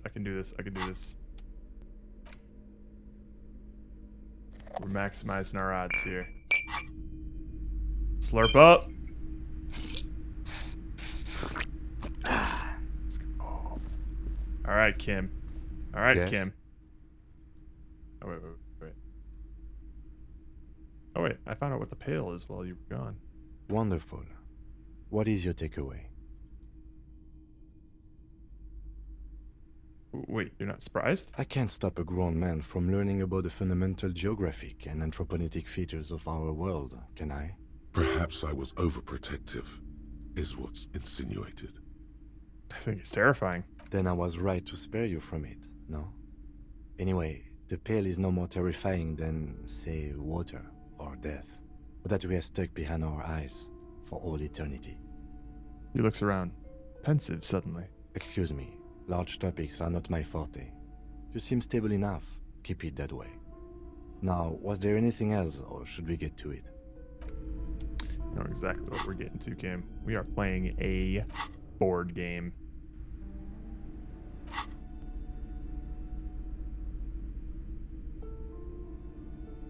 Oh no, this one. The suzerainty box is heavy and slightly awkward in your hands. You give it a light shake. Have you tried goading him? You're just chickening out because you know I'd crush your ass. In your dreams, maybe. I've thrashed my share of trash talkers before. Now come on, let's put childish things aside. No! What is detective work if not an elaborate game? You need logical inference, attention to detail, the ability to analyze your opponent's motives. Come on. You might help us think of a more creative solution to this case. I do feel like my thinking has become somewhat rigid. Maybe a little diversion to keep the mind limber is just what's in order. Let's go, Kim. See? He's doing the hard work himself. All he needed was a little nudge. Alright, you've convinced me. How do we play? I read the rules already. I'll show you. You explain the basic setup procedures to the lieutenant, who seems to be a quick study. You each take your bag of tokens and counters and unfold the board between you. Just right on the store floor. In the center is the crown of Revachon. Radiating outward are her colorful vessels, each one supplying some raw material desired by the suzerain. Apricots from Safre, archaeological treasures from Ilmarat, sugars from the Seminine Islands, and magenta cocaine from Supra Muindi and Sarah Maritza. There's also a neat little log to keep track of your progress, in case you need to put the game away and return to it later. Not gonna happen. The lieutenant goes first.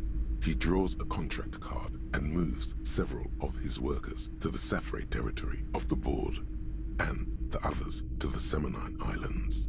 Alright, detective. Your turn. You have a few options available to you. Will you try to fulfill contracts right away, or rearrange your workers to maximize production on future turns?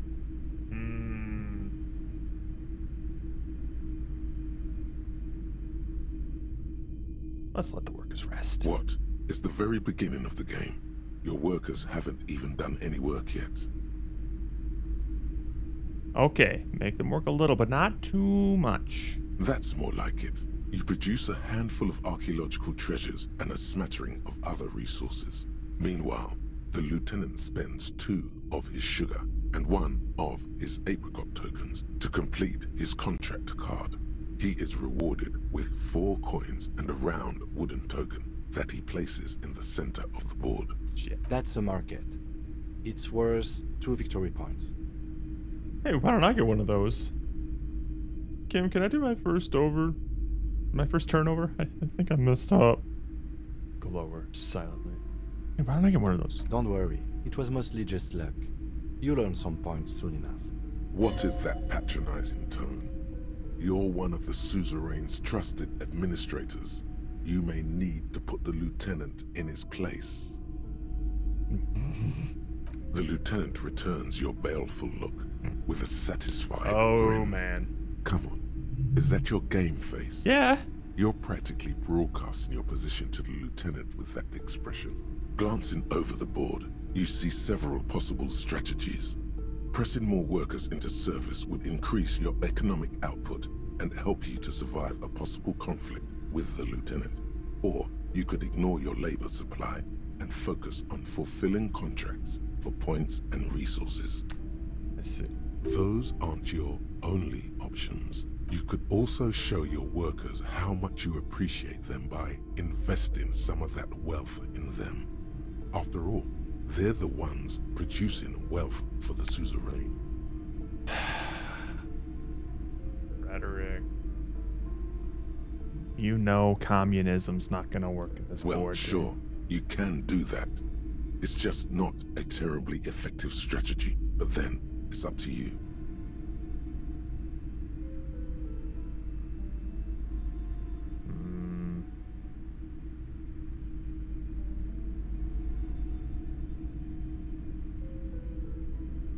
You know it. Let's just go straight commie route. To the lieutenant's puzzlement, you spend several turns building various improvements to your territorial infrastructure. Soon, your workers have access to clean water, paved roads and basic hobbies. In return, they produce 1 extra resource per turn. Gaze on your workers like a benevolent parent. Too bad investing in your workers just isn't worth many points.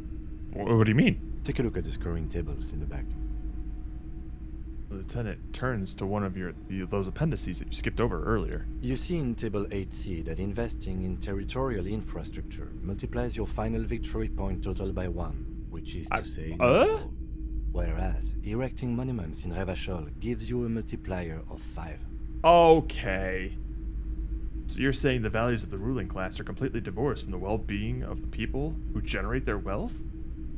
So you're saying I should treat my workers like disposable labor instead? So you're saying I fucked up?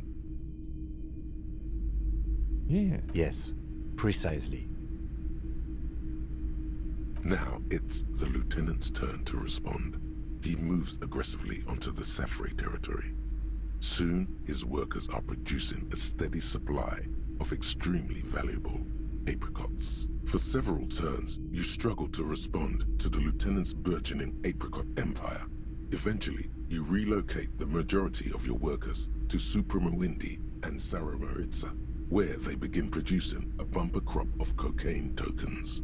You draw a new contract card. Yeah. According to the text, there's an aristocrat willing to trade a large supply of cocaine for a number of coins and access to a rare bonus. Amplified music worth 7 victory points.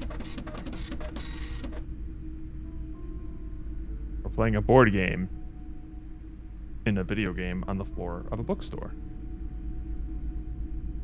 You know, this isn't unlike the situation the historical Revacholian suzerainty faced in Safre in the middle of the last century. Tell me more. Well, the suzerain was looking for new markets for all the cocaine it was producing, and it settled on Safre.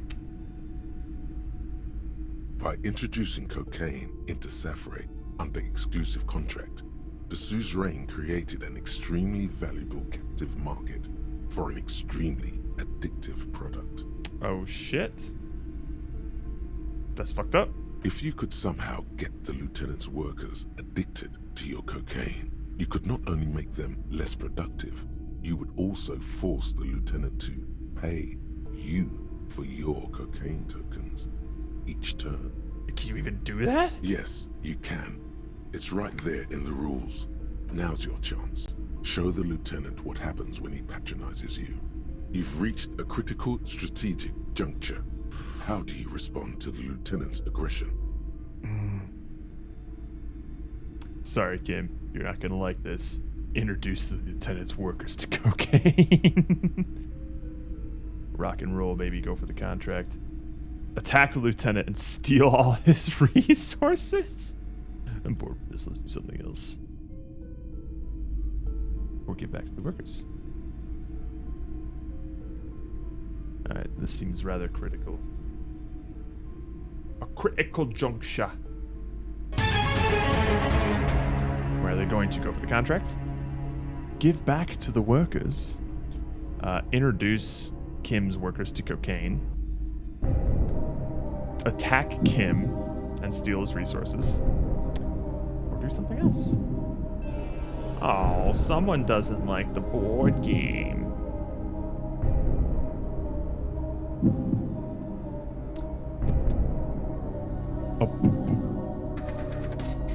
You never know.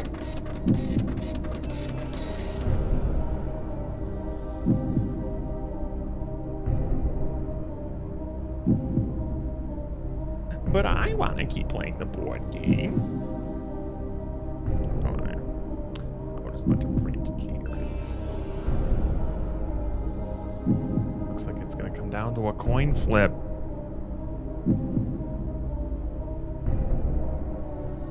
Boom, boom, boom, boom, boom, boom, boom. All right.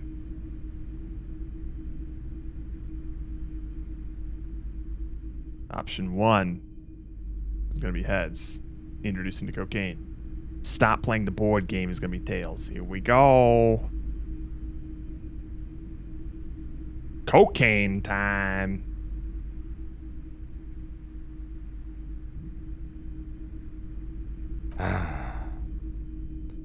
lieutenant's face goes stony as you take your turn. He does not appreciate you getting all of his workers addicted to cocaine.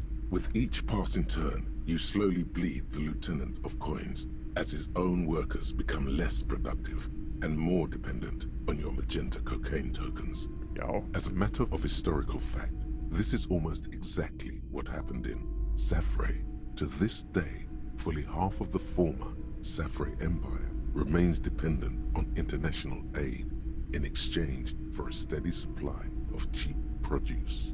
Isn't this what they did in the Apricot Suzerainty in real life? More or less. The lieutenant says, but he's thinking less about matters of historical wrongdoing than how to get out of the jam that you've put him in. Realizing victory is slipping away, the lieutenant launches a desperate gambit: protectionism. By erecting tariffs on your cocaine, he hopes to starve you out of the market at the risk of incurring the suzerain's disfavor.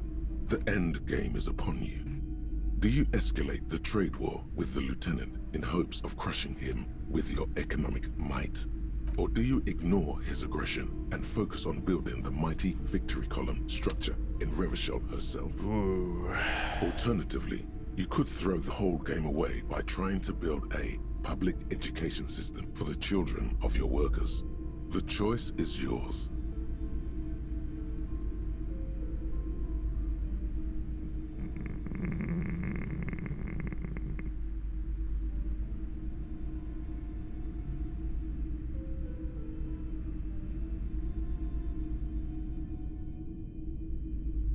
It's on, Kim. The lieutenant nods gravely as you erect tariffs against his apricots and sugar. This is going to get ugly. With every turn, tariffs are raised until neither you nor the lieutenant are producing any income or generating resources for the suzerain. Even in the best of cases, it's impossible to really win a trade war. But this is far from the best case, and the lieutenant's apricot-powered engine crushes yours. Soon, your coffers are empty, and the map lies strewn with your worker tokens. I hope you learned your lesson. Yeah. Never get involved in a trade war in Insulinde. Never fuck with Kim Kitsuragi. Holy shit, Kim. Jesus Christ. Now, let's tally up the scores, shall we? Computing the final scores is almost a game unto itself. You each spend an inordinate amount of time making stacks of coins, consulting tables, and struggling with basic addition and multiplication. After double, then triple checking your maths, you have your final score. -5 victory points. You'll be lucky if the suzerain doesn't have your whole family executed for such a pitiful performance. Oh, come on. I've got 15 points. He says, with a slight smirk on his face. Don't look too glum, detective. There's always next time. Figuratively, I mean. There's no way we have time to play this game again. Now, let's clean up and get back to work. You hold the open game box before you. Son of a bitch.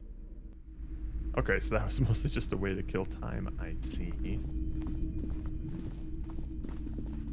Then we just have like a bunch of books and maps up here. Alright.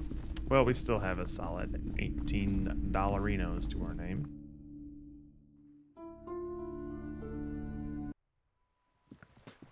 I'm going to real quick hit the bathroom and be right back.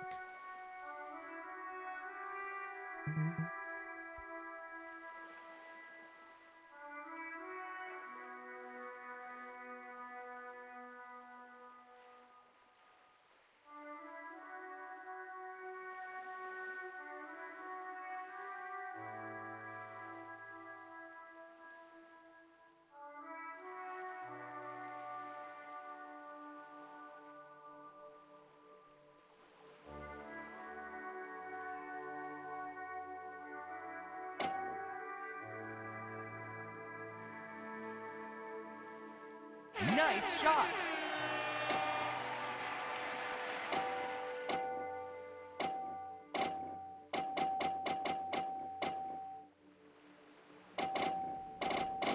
Nice shot!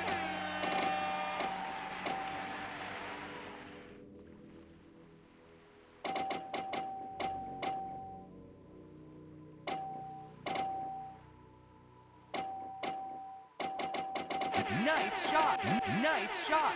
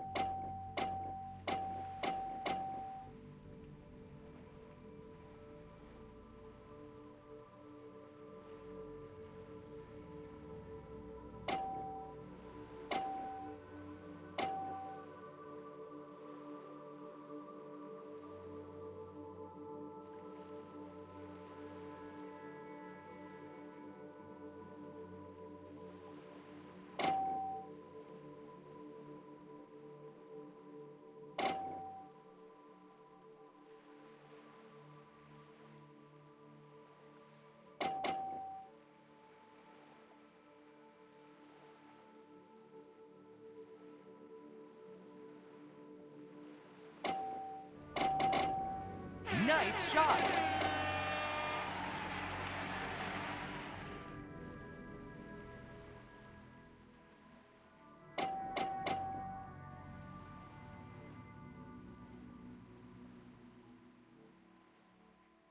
Nice shot! Nice shot!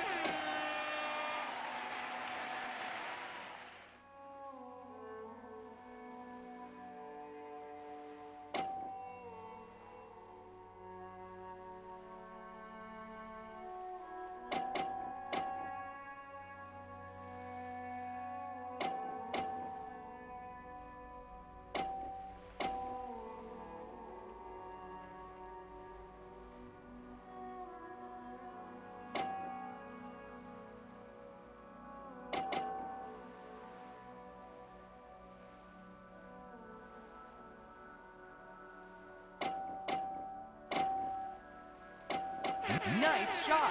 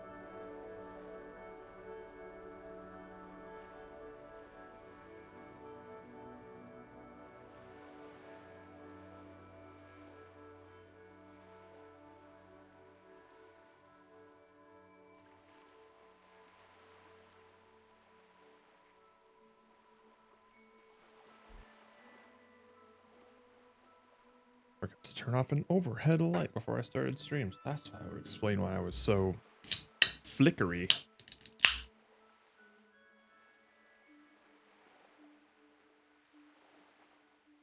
You just dominated that leaderboard, Gorley.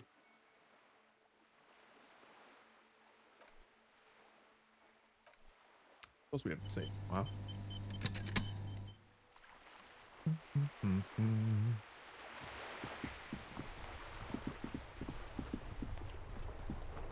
Now I really don't know what to do.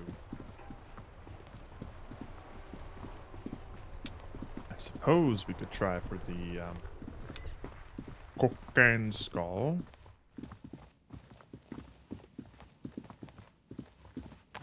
We'll have to see. Running out of options.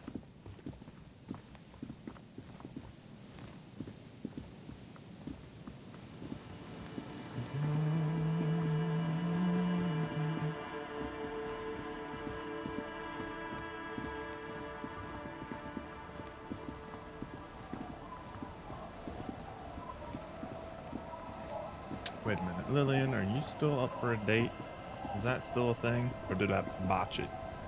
Aye, the sea's gonna calm down soon. I can feel Okay. it. The wind is turning southeast. What's... One of these days. One of these days.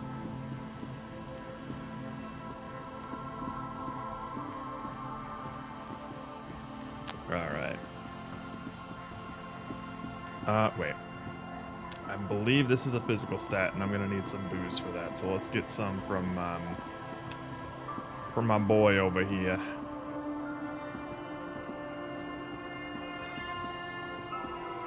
The legend! He's back. And firstly, Yeah. I got smokes and piss. Give me that Bottoms piss. up, Captain.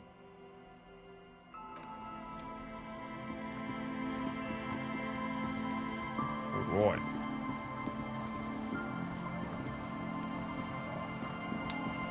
Off to the mysterious locked door.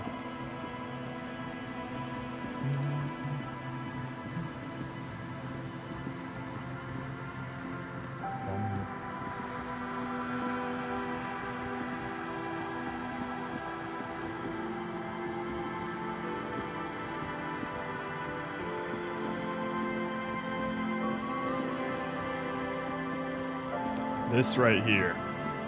I think this is how we get to the cocaine skull. An old door worn by elements. God guards the depot. damn. The wind has blown a sand dune in front of it. The door hasn't been opened in a long while. Could this structure have been used to take the shot? From here to the wiling, I can't see how. The church is in the way. 7. God damn.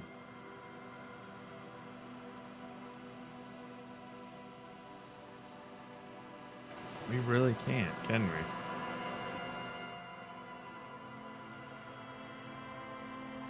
Seven's just not enough. And I think we even have like +2 from our gloves. Hot damn.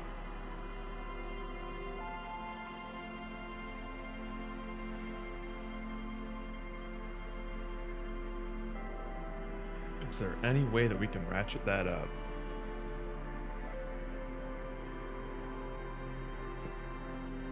Not that I think it matters. Because, like, even just like a +1 to it's not going to be all that incredible.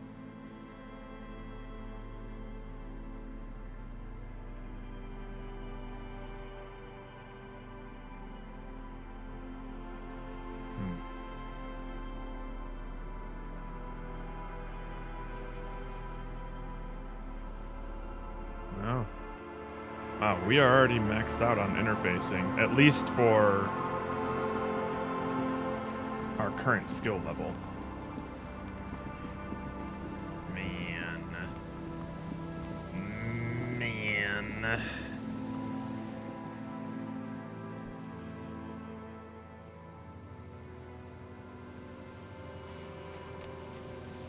Okay. What other things do we have here? These things help the Raver start a nightclub. Sync signs with Noid. All of these are dependent on helping Suna with her projects. Can we do the date thing again? We can. We can do it. We'll have a better chance if Kim's not with us. But that is currently open. We have an 8% chance right now with Kim with us.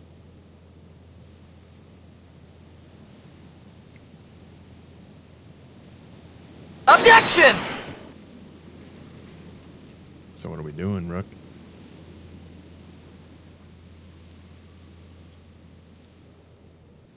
Let's get it. You want that 8% chance, eh? I can up it a little bit if I slurp the last of my Perlodon ahead of time. We can try it. We can try it.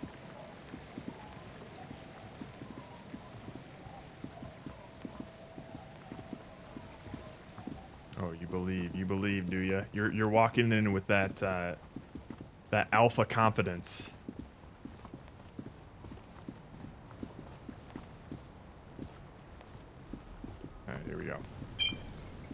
Slurp, slurp.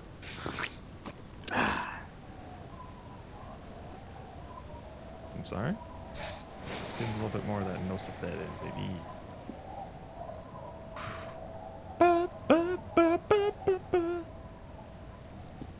Aye, the sea's gonna calm down soon. I can feel it.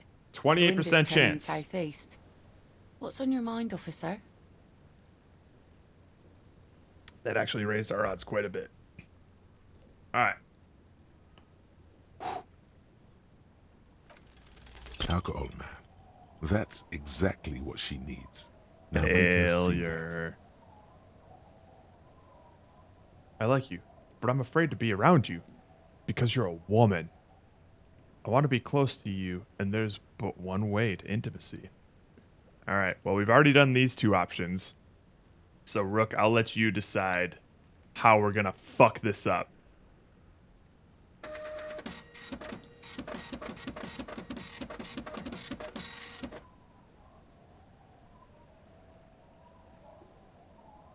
Are we going to pick option 1 or 2? 1 it is. I like you, but I'm afraid to be around you because you're a woman. She'll understand. Okay. Where's this going? I need to be drunk. You do too. Please get drunk with me on a drunk date. Absurdly and pointedly phrased. You can be quite funny, officer. Anyway, what did you want? She doesn't laugh. She doesn't even understand. You asked her out. Perhaps you're too sober to pull it off right now. Try again later.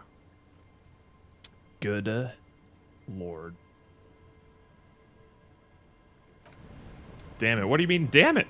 You bet us on low odds, Rook. We would have had better odds if Kim wasn't here. We're so misunderstood. This sucks. Nobody loves me. That's our boy Harry right now. Alright. I don't think... You know what? Let's go check out... Let's go check out Kuno. Because I'm pretty sure... Kuno has the fallen pants that we need. But we can't get them until we empathize with him. So I got some Perlodon running through my system. Let's see what's up.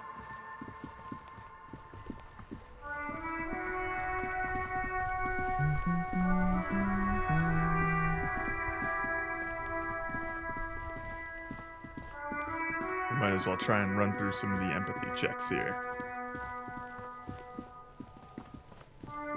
Or the psych checks, I guess.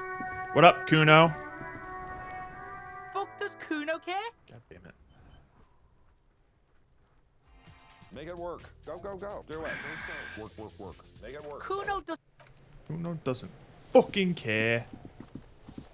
Way too many clothes. How many clothes are we removing, Pomo? I mean, I have a good idea, but I figured I'd ask. Wait. Okay. I'm not gonna die from this. Thank God. Definitely had to make sure of that.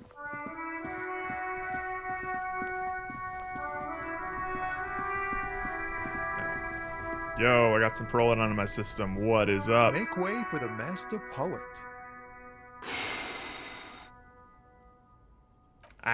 Yeah. Don't go too far. This seems like a personal matter. Man, you look sad. What's going on with you? You really are the law, aren't you? I get that being bluntly observant and inquisitive comes with the territory, but it certainly doesn't help with your conversational skills, does it? Maybe the full-on direct approach wasn't correct. Damn, it's tricky business looking into someone's eyes and not doing it wrong. Well, that didn't work. Alright, I'm gonna need some Nosafed before I die.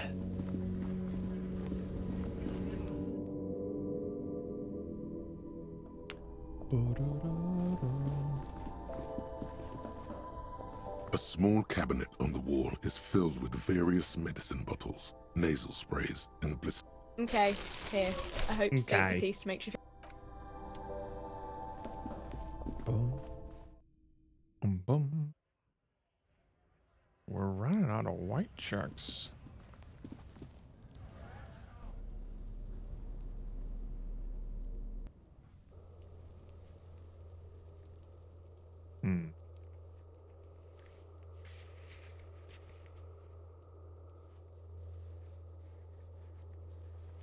Okay, let's see here. There's not determine where the shot came from. The boardwalk, the islands. Okay. Well, the boardwalk. That's weird. Because it wasn't saying anything at the boardwalk.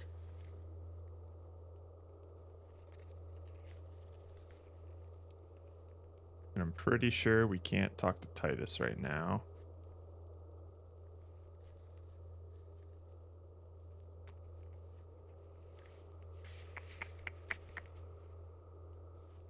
Let's see.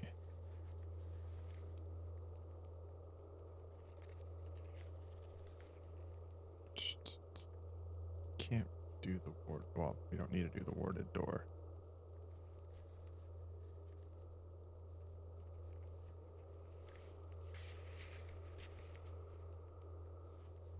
Oh wait, we can do the thing with Classier. Let's try that.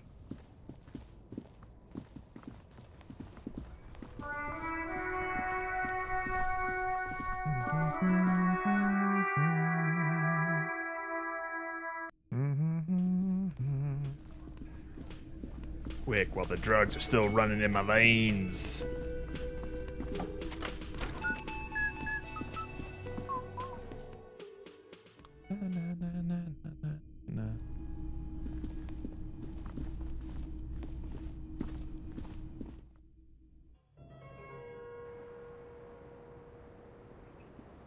What's up, Classy?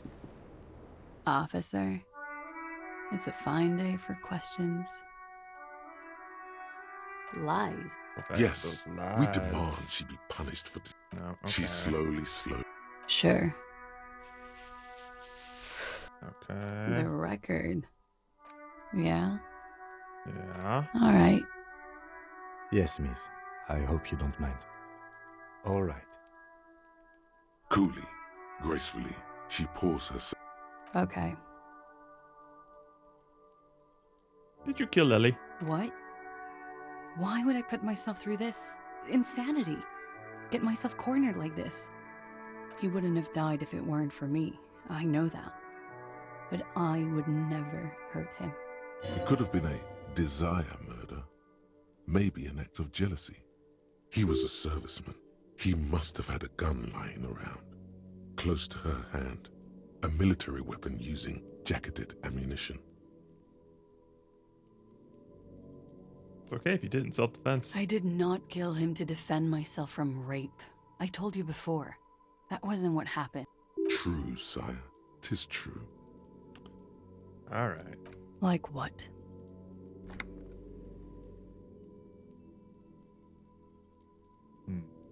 That's the first thing that went through my head. I thought they'd so they wouldn't be hurt. I've come to... We can't go after loose cap. I don't ask you to, Lieutenant. If there's one thing I know, it's that you'll get nothing from there. Because I'm an idiot. Which is an indicator. Idiot. She's nothing. You have to... Her... He kept... She definitely called the cops. Okay, That maybe was there task isn't a white check complete. that we can do here. It could not have been allowed. Last week, Angus and Titus's... She nods, silently. Then pick... Shit.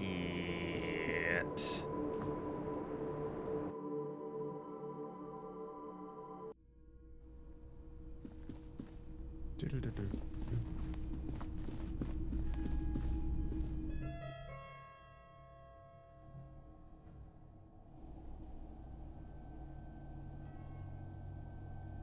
Alright. I don't think we can do anything else with Titus, but let's see.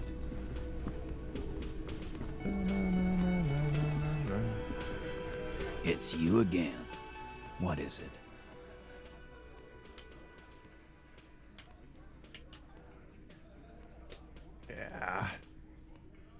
God. We had everything we needed. Except a good roll.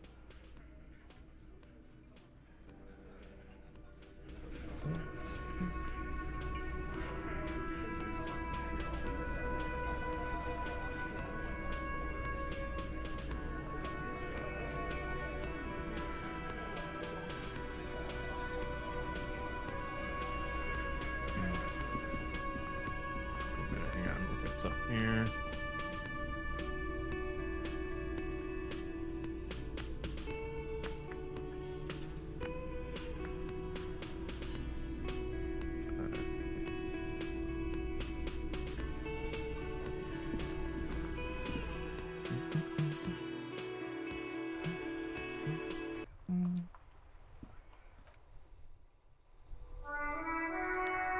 What else we got?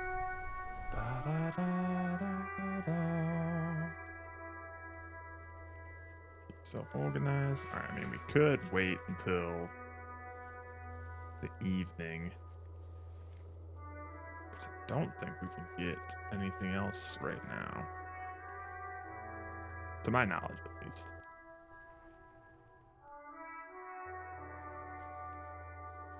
I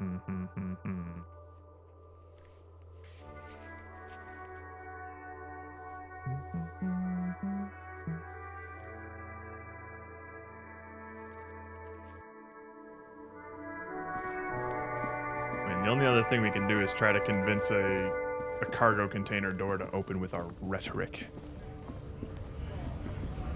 We can try it.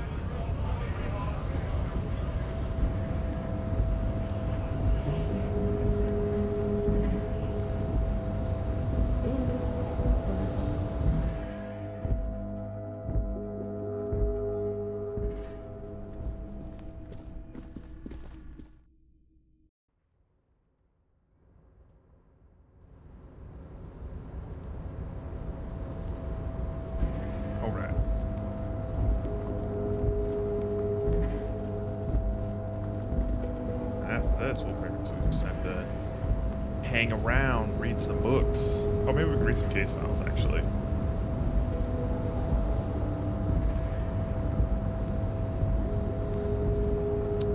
Because sometimes those spawn more quests. Oh, wait, I walked right past the container I'm supposed to convince to open. Stupid me.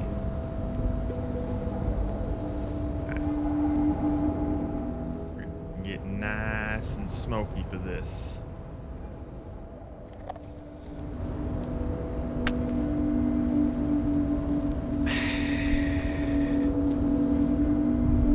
Here we go. You're back before the cargo container. Its draw has not lessened since you were last here. If anything, it seems to have grown slightly. 17%. As it's always been, it's impossible to open a container with rhetoric. Maybe you're losing your mind. Hey, shut up, rhetoric. We're gonna get this someday. We'll get it. I swear to God.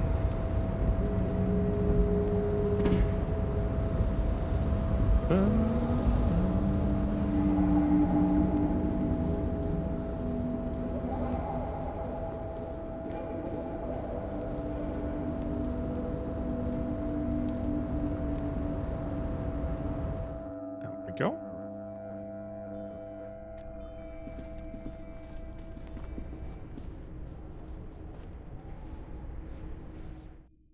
Okay, so we'll go to the bench and keep our old man company while we read some books. How close are we to a level up? Not even. Zoinks.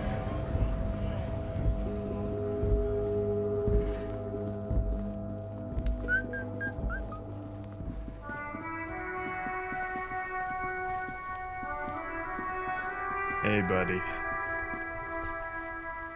Alright. Let's read some case files. Shall we? It's the letter you found in the trash. Oh, and the cool piece of toilet paper is stuck to the back. It takes about half an hour to piece one together. Sure. Using the system you've devised. Which one do you want? The next world mirror. This one is relatively easy to reconstruct. Overnight on 1202, a graffito, nay, a mural, appears on an 8-story tenement overlooking central Jamrock. The building is a sparsely inhabited ghost tower, part of a failed real estate development called Grand Couronne. Cause of failure: rent too high. Classic. The mural is enormous. 2 silhouettes, a man and a woman, are kissing.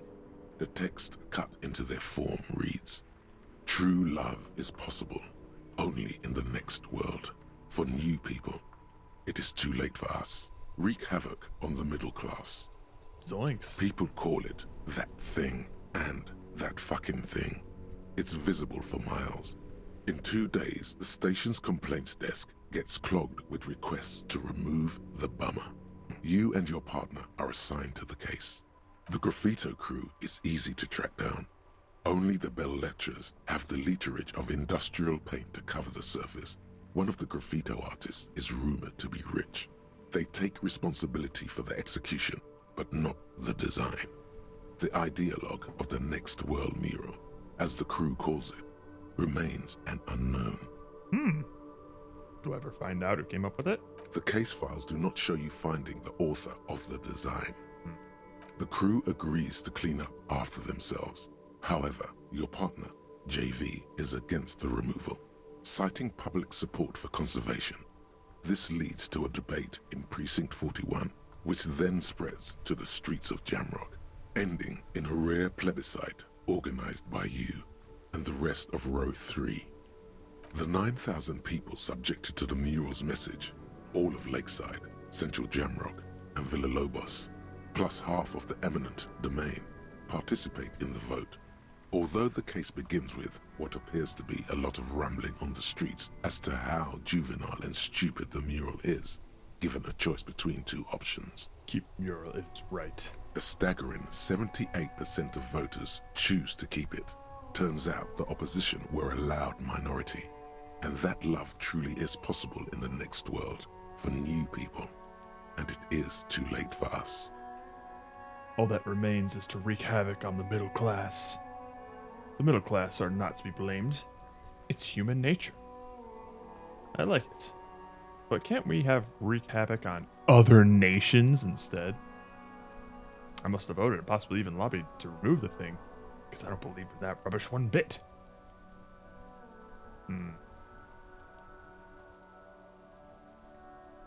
Did anyone ask you what you believe in, man with the smelly toilet ledger? Hey, shut up. What do you want to tackle next? Or are we done? The unsolvable case. AKA Leslie and Burke. AKA the public indecency drunk and the property damage drunk is a cursed case. It has been passed from unsuspecting officer to unsuspecting officer for 10 years. On January 29, the unsolvable case made its way to you. Why you accepted it, it is unclear. Every officer, and indeed most civilians in Jamrock, know it's unsolvable. What would be the statute of limitations on a case like this? Leslie will always take his pants off when he's drunk. Burke will always trash everything. It's just what they do. It is their nature. You cannot change the nature of a man, and you can't lock them away because public indecency and small-scale property damage are not punishable by incarceration. The only way for Leslie to stop flashing his genitals to bypassers and for Burke to stop dismantling signage and rear-view mirrors would be for them to stop drinking alcohol, which in their 40s or 50s, it's hard to tell because of their distorted features, is a medical improbability on par with you ceasing to produce the expression. Couldn't we just keep them off the streets? You would think that, but you're wrong. Where's the fun in exposing your genitals or breaking stuff in your own home? No, Leslie and Burke are on the corner of Main Street and Perdition because that's where the action is. Can you keep yourself off the streets?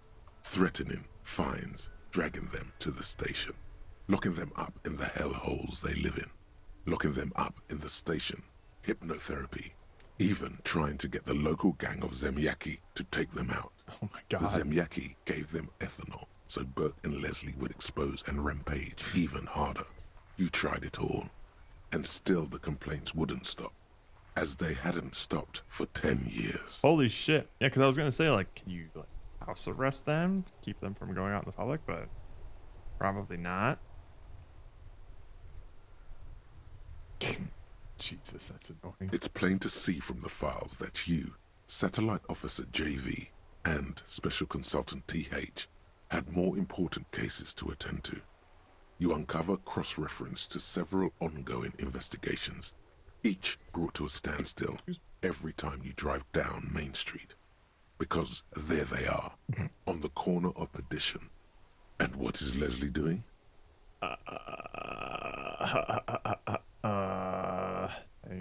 Hang on. Not cheating.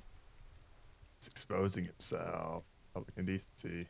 Good. You're learning. Yeah. If the files are to be trusted, that's all there is to it. That and Burke breaking things, and the fact that they're both drunk. But then again, so are you. The case becomes considerably less comic one day, when Burke takes a swing at your ledger. Uh-oh. He must have it confused with the property he likes to damage. But the joke's on him. You're drunk out of your mind on potent Pilsner. You slam the hardened plastic board in his face. Then you proceed to beat him unconscious with it. In the process, the ledger sustains damage. The compartment within, reserved for permeable documents, is jammed shut. You stop your assault on the now unconscious Burke to open it, but are unable to do so. The officer began to cry, reports Leslie, who, at this point, is tending to Burke.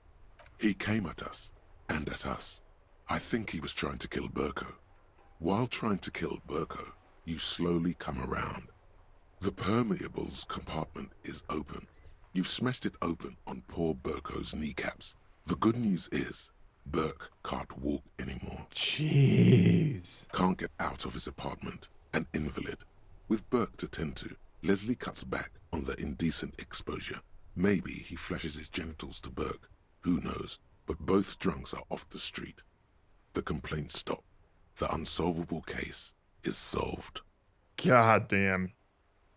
Good job, Harry. Which is also why the officer responsible narrowly escapes a disciplinary hearing. God. The end.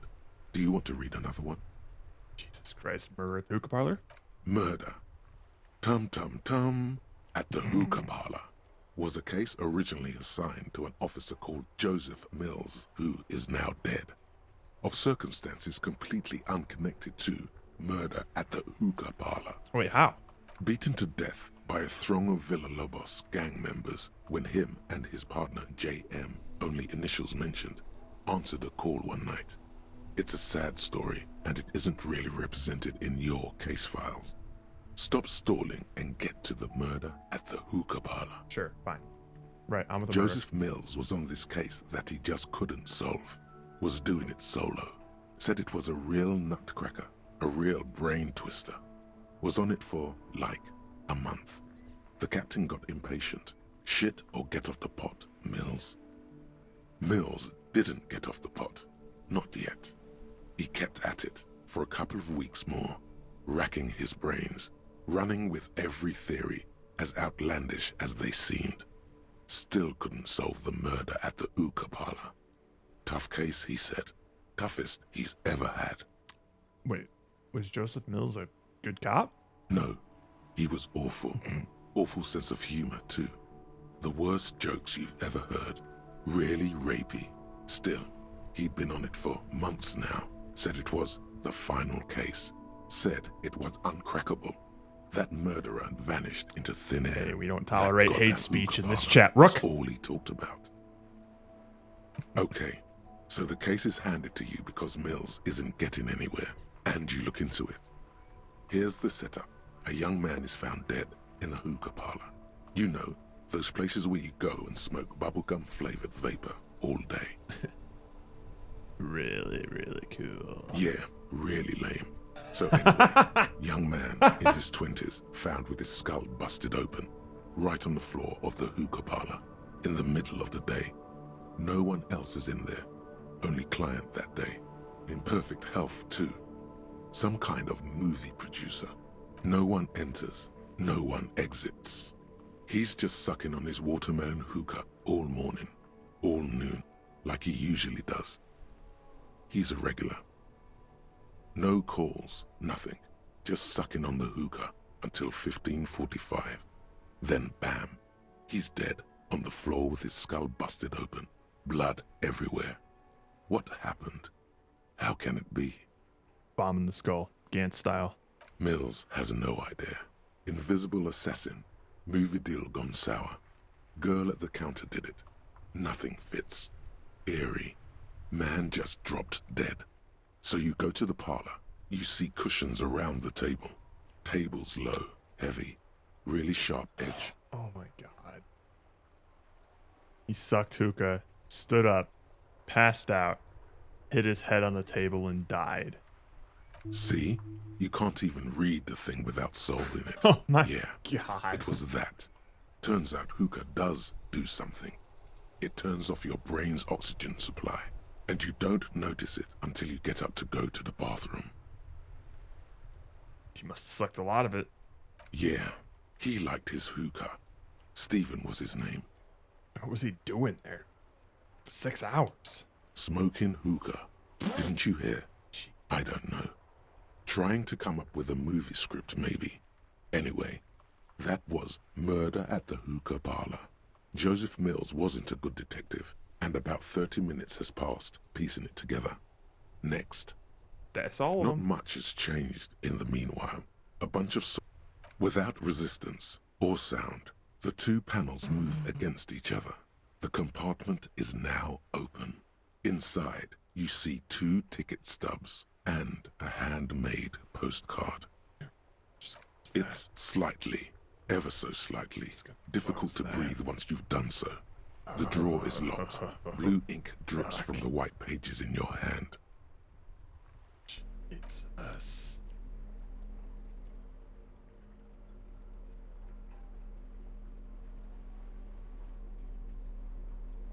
We looked at that, we looked at Matt Martinez. Got all that stuff. Although... A police badge on which you see the photo of a man. That's just the serial number. Revachol, Jamrock, Precinct 41, with some numbers thrown in there for good measure. Cool. Date of issue, 7th November, 50... 4 months ago. I'm guessing that's when you were promoted to the rank of Lieutenant W. damn. Fighter. A new badge usually comes with a new rank. You seem to have been doing well then. You're pretty sure you weren't doing well, but better? Probably yes. Precinct 41? Yes, it's the designation of your precinct. 41, like mine says 57. The 57th is mostly industrial harbor, a lot of asphalt. The 41st is... What? It's a tough station to work in. You have all of Jamrock to cover. That district should have 3 precincts, but money is what it is. But then again, it's a legendary district, and a hell of a station too. It must be an honor and a curse to work with people like Price, McCoy, Berdiaeva. Roberts, Feuerbach, Dimitri. Suddenly, names from your decomptage flash in your forebrain. He knew all those people, although they're not from his station. They must be big. But you didn't know me? The badge in your hand shines as you rotate it, catching light. You see lines of information on it. The man keeps winking at you, but the badge is new. Good choice. A new 8. What do you think? It looks better on the badge in your hand. Harrier. That's long for Harry. So you are Harry. Evrard was half right. Probably not a lot of people know your full name. Whoever told him you're Harry Dubois didn't.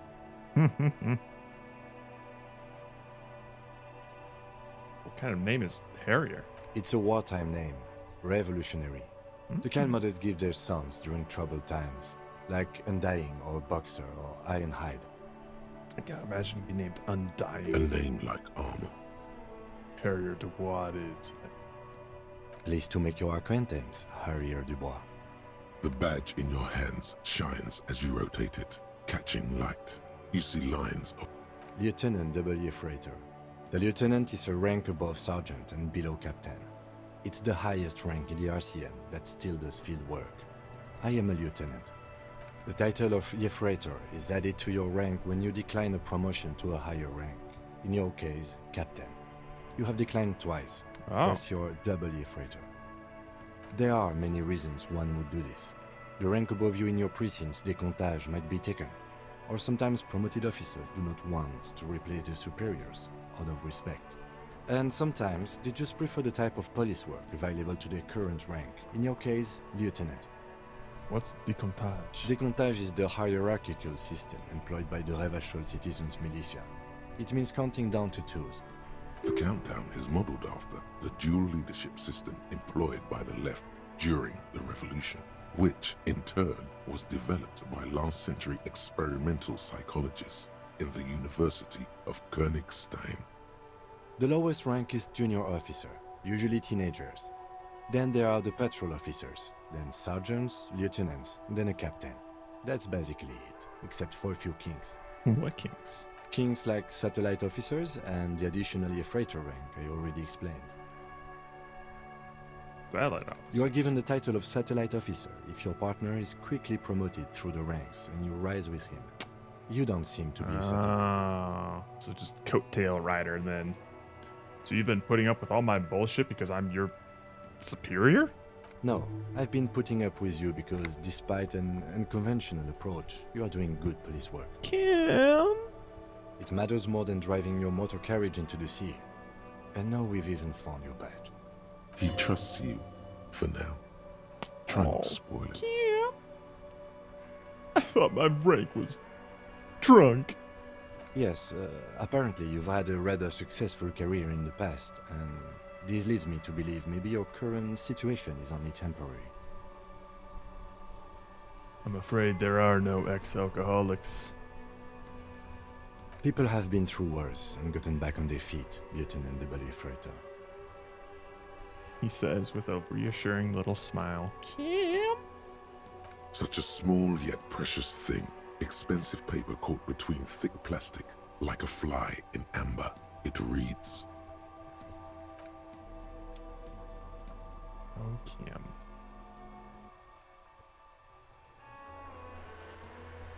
Wait. Do we have a new... Oh. Oh! We can talk with Joyce.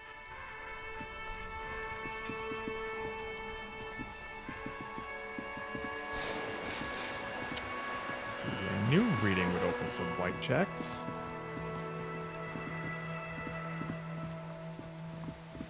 Wait a minute, I'm holding the ledger right now. What's that doing to me? -2 authority, +1 fire, +1 empathy. Okay, I'll take that. I don't need authority right now. Look at me. Do I look like I demand authority? Or command authority? Hey, Joyce. You're back. Good. What can I help you with? More questions about More lessons in basic reality? My favorite part of the day. Go ahead, ask me anything. My Parolodon's gone.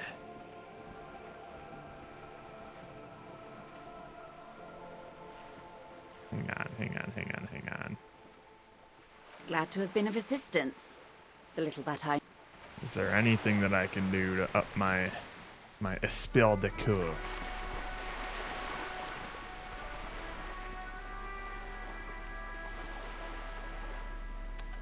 I mean, I could change some clothes if someone wanted to change them for me, but otherwise, I'm gonna have to go with a 58%.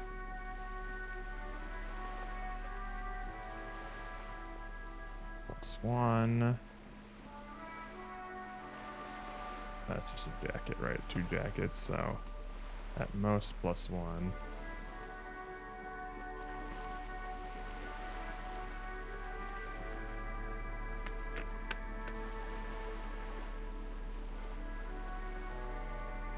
Another jacket. Is it just the jackets that are going to give me +1 to Spirit of Core?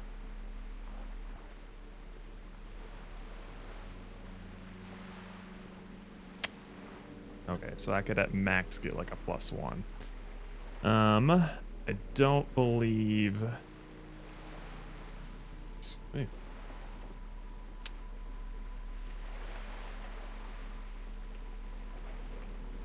Yeah, Perolodon doesn't seem like something that I can buy. Alright, back. trying it. Good. What can I... More lessons in basic reality?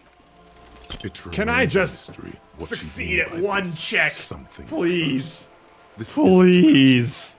It's about reality. I failed like every single white Glad check to I have been of possibly assistance. could. That wasn't A just a little that I know. guarantee.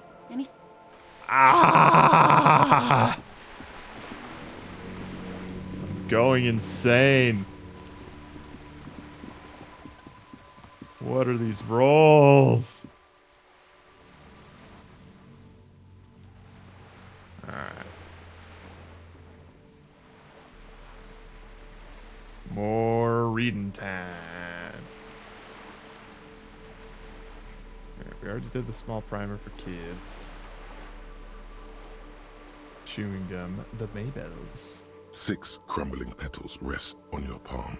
They're white, a bell-shaped crown. What is this, Kim? This is the Insulindian lily, called Maybells or Lucille's tears during the Revolution. Girls used to pin these on soldiers before sending them off to battle. This flower is a spring flower, but it's a bit early for that, isn't it? Does this flower bloom in early spring? Yes, but not this early. Not to my knowledge. It looks dried, preserved. Is it a coincidence? Being on the roof? Maybe. Maybe not. We'll see.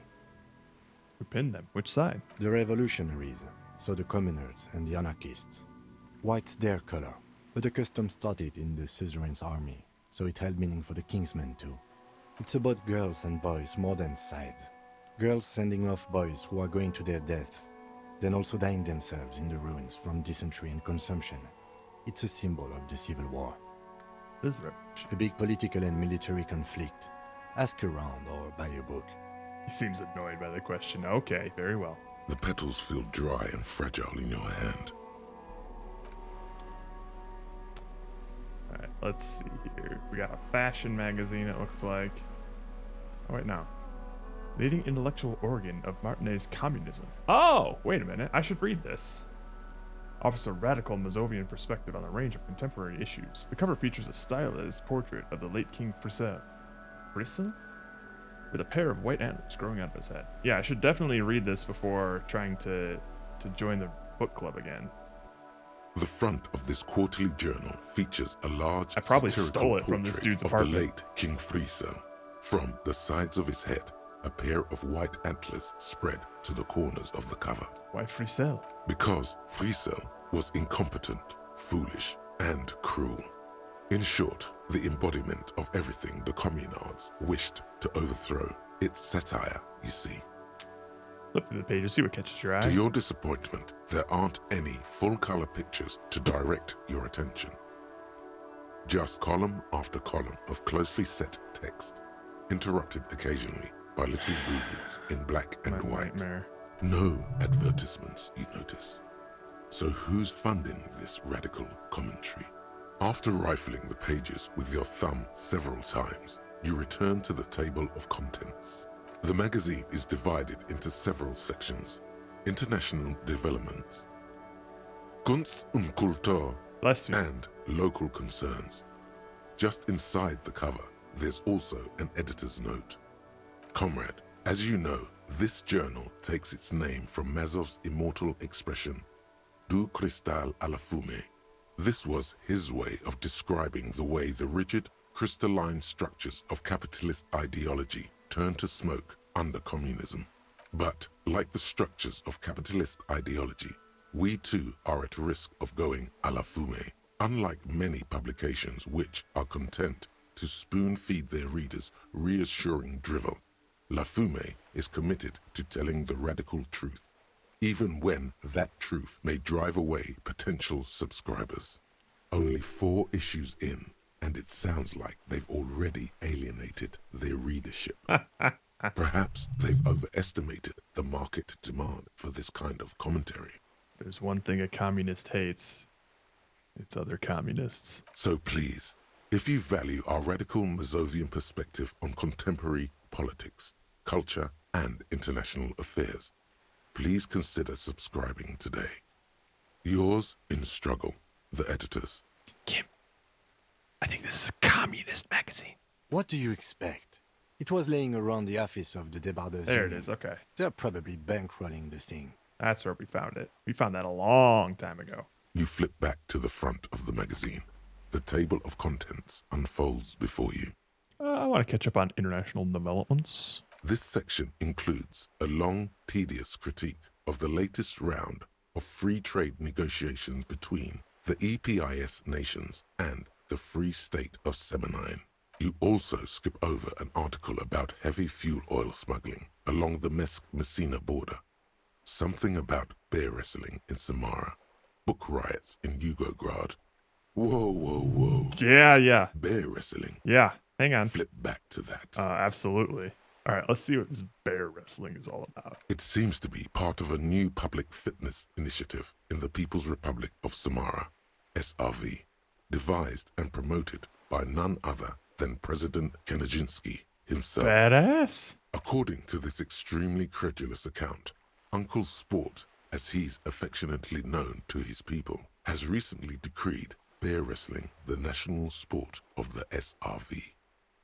Hang on, tell me more about this Uncle Sport. When it says bear wrestling, does that mean two bears are wrestling each other? Or, well, yeah, I think it's Uncle Sport. Uncle Sport. Based on the description in this article, he appears to be an extremely competent and democratically elected president.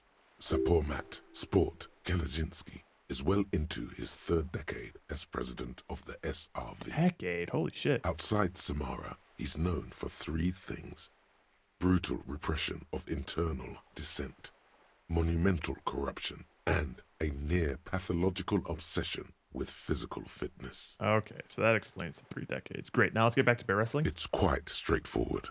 A standard match features one man, or in some cases, woman, against one bear. 2 competitors, 1 ring, 5 rounds, or until incapacitation. Or decapitation, are you kidding me? According to the SRV's Ministry of Information, the program has been a tremendous success. Public support stands at 87%, and youth obesity and alcoholism rates are down 12% and 7% respectively.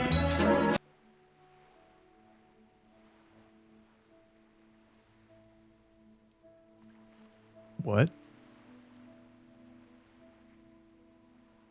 Did I miss something? Oh. 1 man against 1 bear and 1 ring to rule them all. Is that what you were going for? Gotcha. Public support stands 87%, and youth obesity alcoholism rates are down to what? This is the SRV we're talking about. If you think those are the real numbers, there's probably a guy who wants to sell you a bridge in La Chute. Fair enough. Guess it's hard to fight a bear if you're out of shape. Not sure I trust those numbers. What are you, a statistician? Did the moral intern send you on a fact-finding mission? This is the SRV party line, comrade. Kim, do you think there's any chance our case will take us to the SRV? The Samaran People's Republic? No, I should expect not. Why do you ask? I was thinking it might be fun to see a bear fight. I was thinking it might be fun to partake in a bear fight. No, I'd rather see it. They're quite the spectacle, as I understand. I've heard they make the people in the front rows wear plastic sheets. God. On account of the blood, you see. Yeah. You flip back to the front of the magazine. The table of contents unfolds before you. Kunst und Kultur. It takes a moment, but gradually it dawns on you that Kunst und Kultur must mean arts and culture. Why they decided to title this one section in Volda is beyond you.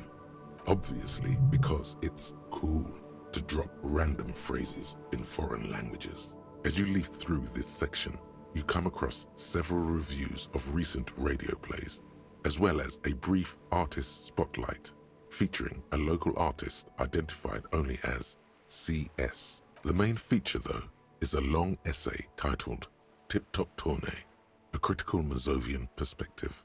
The Tip Top Tournée is an inter-Isolari racing series, mostly known for its high speeds, ludicrous sponsorship deals, and high death toll. In Revachol, it's held quadrennially on the prestigious Zero Carousel racing circuit. Quadrennially. Is that every 4 years? Is that like World Cup? This so-called artist spotlight is really just a brief Q&A, made all the briefer by the subject's evident hostility to her interviewer. Is this Cindy? All right, let's see what these communists have to say about Tip Top. You think you're settling in for a relaxing recap of the most recent season, maybe sprinkled with some nice anecdotes about a few of the more colorful drivers. Instead, you find yourself skimming a 10,000-word feature about all the politically problematic aspects of Tip Top Tourney. What's wrong with Tip Top? Where to even start? For one, there's the crass commercialism of its sponsorships. And then there's the practically criminal emphasis on deadly motor crashes. So, all of it, basically. This is basically just NASCAR. Hang on, who wrote this stuff? Oddly enough, this article has 2 bylines. Nasteb Encolada Bernal and Exilus Buka. Just a moment. Those I names was gonna seem say, awfully familiar. Hang on. At least one of those, I think, is... Are these the guys that are in the Communist Club? I think so. Hang on.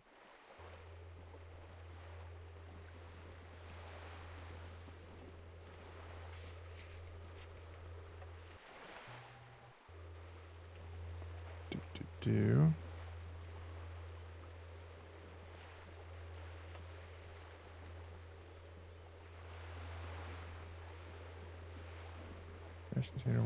Head Steban. Okay, so that's not him. But those do sound familiar. Under capitalism, the article says, every pursuit has its price. Every pleasure, even one as elemental as the joy of racing others around a track, is reduced to an advertising opportunity. Thus, the so-called tourney becomes a competition between increasingly meaningless brand signifiers. Your discount laundry detergent racing against a pack of Astra cigarettes, or even a Fritta. Right. But then you get to see him crash. And that precisely is what's problematic about it. Were it not for the promise of random, spectacular violence, audiences would quickly lose interest. I mean, I don't doubt that that's a big reason why a lot of people watch NASCAR. At the end of the day, it's the destruction of these 750,000 real races that you're really watching for. You're right, I really am just in it for the violence. You see, one cannot avoid the conclusion that Tip Top Tourney is simply the apotheosis of spectacular entertainment under capitalism. Did you know that Tip Top Tourney is actually an orgiastic ritual of capitalistic destruction? I had no idea. Kim, you wouldn't believe how badly written some of these articles are. Kim, this article says that no one really watches Tip Top Tourney for the races. No, we gotta go the full commie route. I can safely say the thought had never crossed my mind, Detective. Lieutenant furrows his brow. I wonder what else is really just a metaphor for life under capitalism.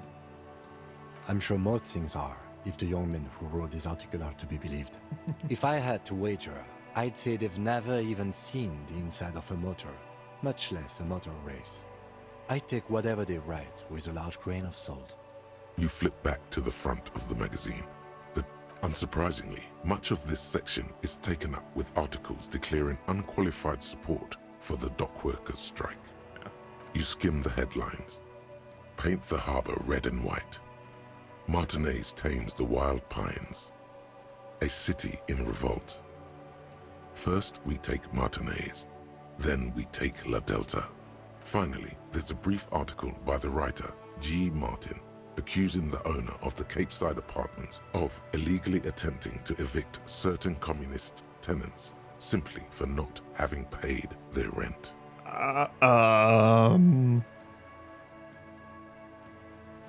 Seems reasonable. Damn communists. Should have killed a lot of them when we had the chance. If it weren't for the wild pines, all these moochers would be out of a job. Charging rent just to live somewhere is pretty outrageous. Wouldn't it be better for everyone if labor and capital could reach some reasonable accommodation? Why should I care? This doesn't have anything to do with me. Commie route, let's go. The writer G. Martin remarks dryly that capitalists love wealth redistribution, so long as it's only redistributed upward. Good thing your rent-paying days are behind you. You flip back to the front of the magazine. Let's put that away. Well, that was a fun waste of time. Right. I think we'll probably call it there for a stream. We literally accomplished nothing. We filled every single critical white check. That fucking sucks. Yes. Maybe we'll have better luck next week. We shall see. I hope we don't get soft locked. I would imagine that they have some guardrails in to prevent that, but who knows? A lot of moving parts in this thing. Anywho. Let's get out of here.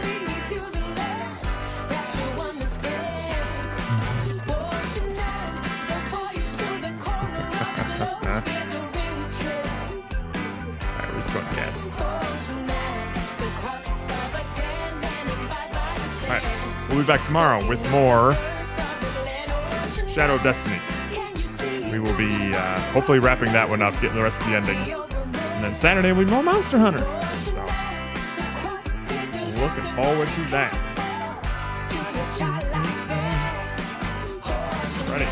So, until then, enjoy the cats, and I'll see you tomorrow. Love you, Miss Rena. Later, Cabbage Patch. Fuck you, Old Navy.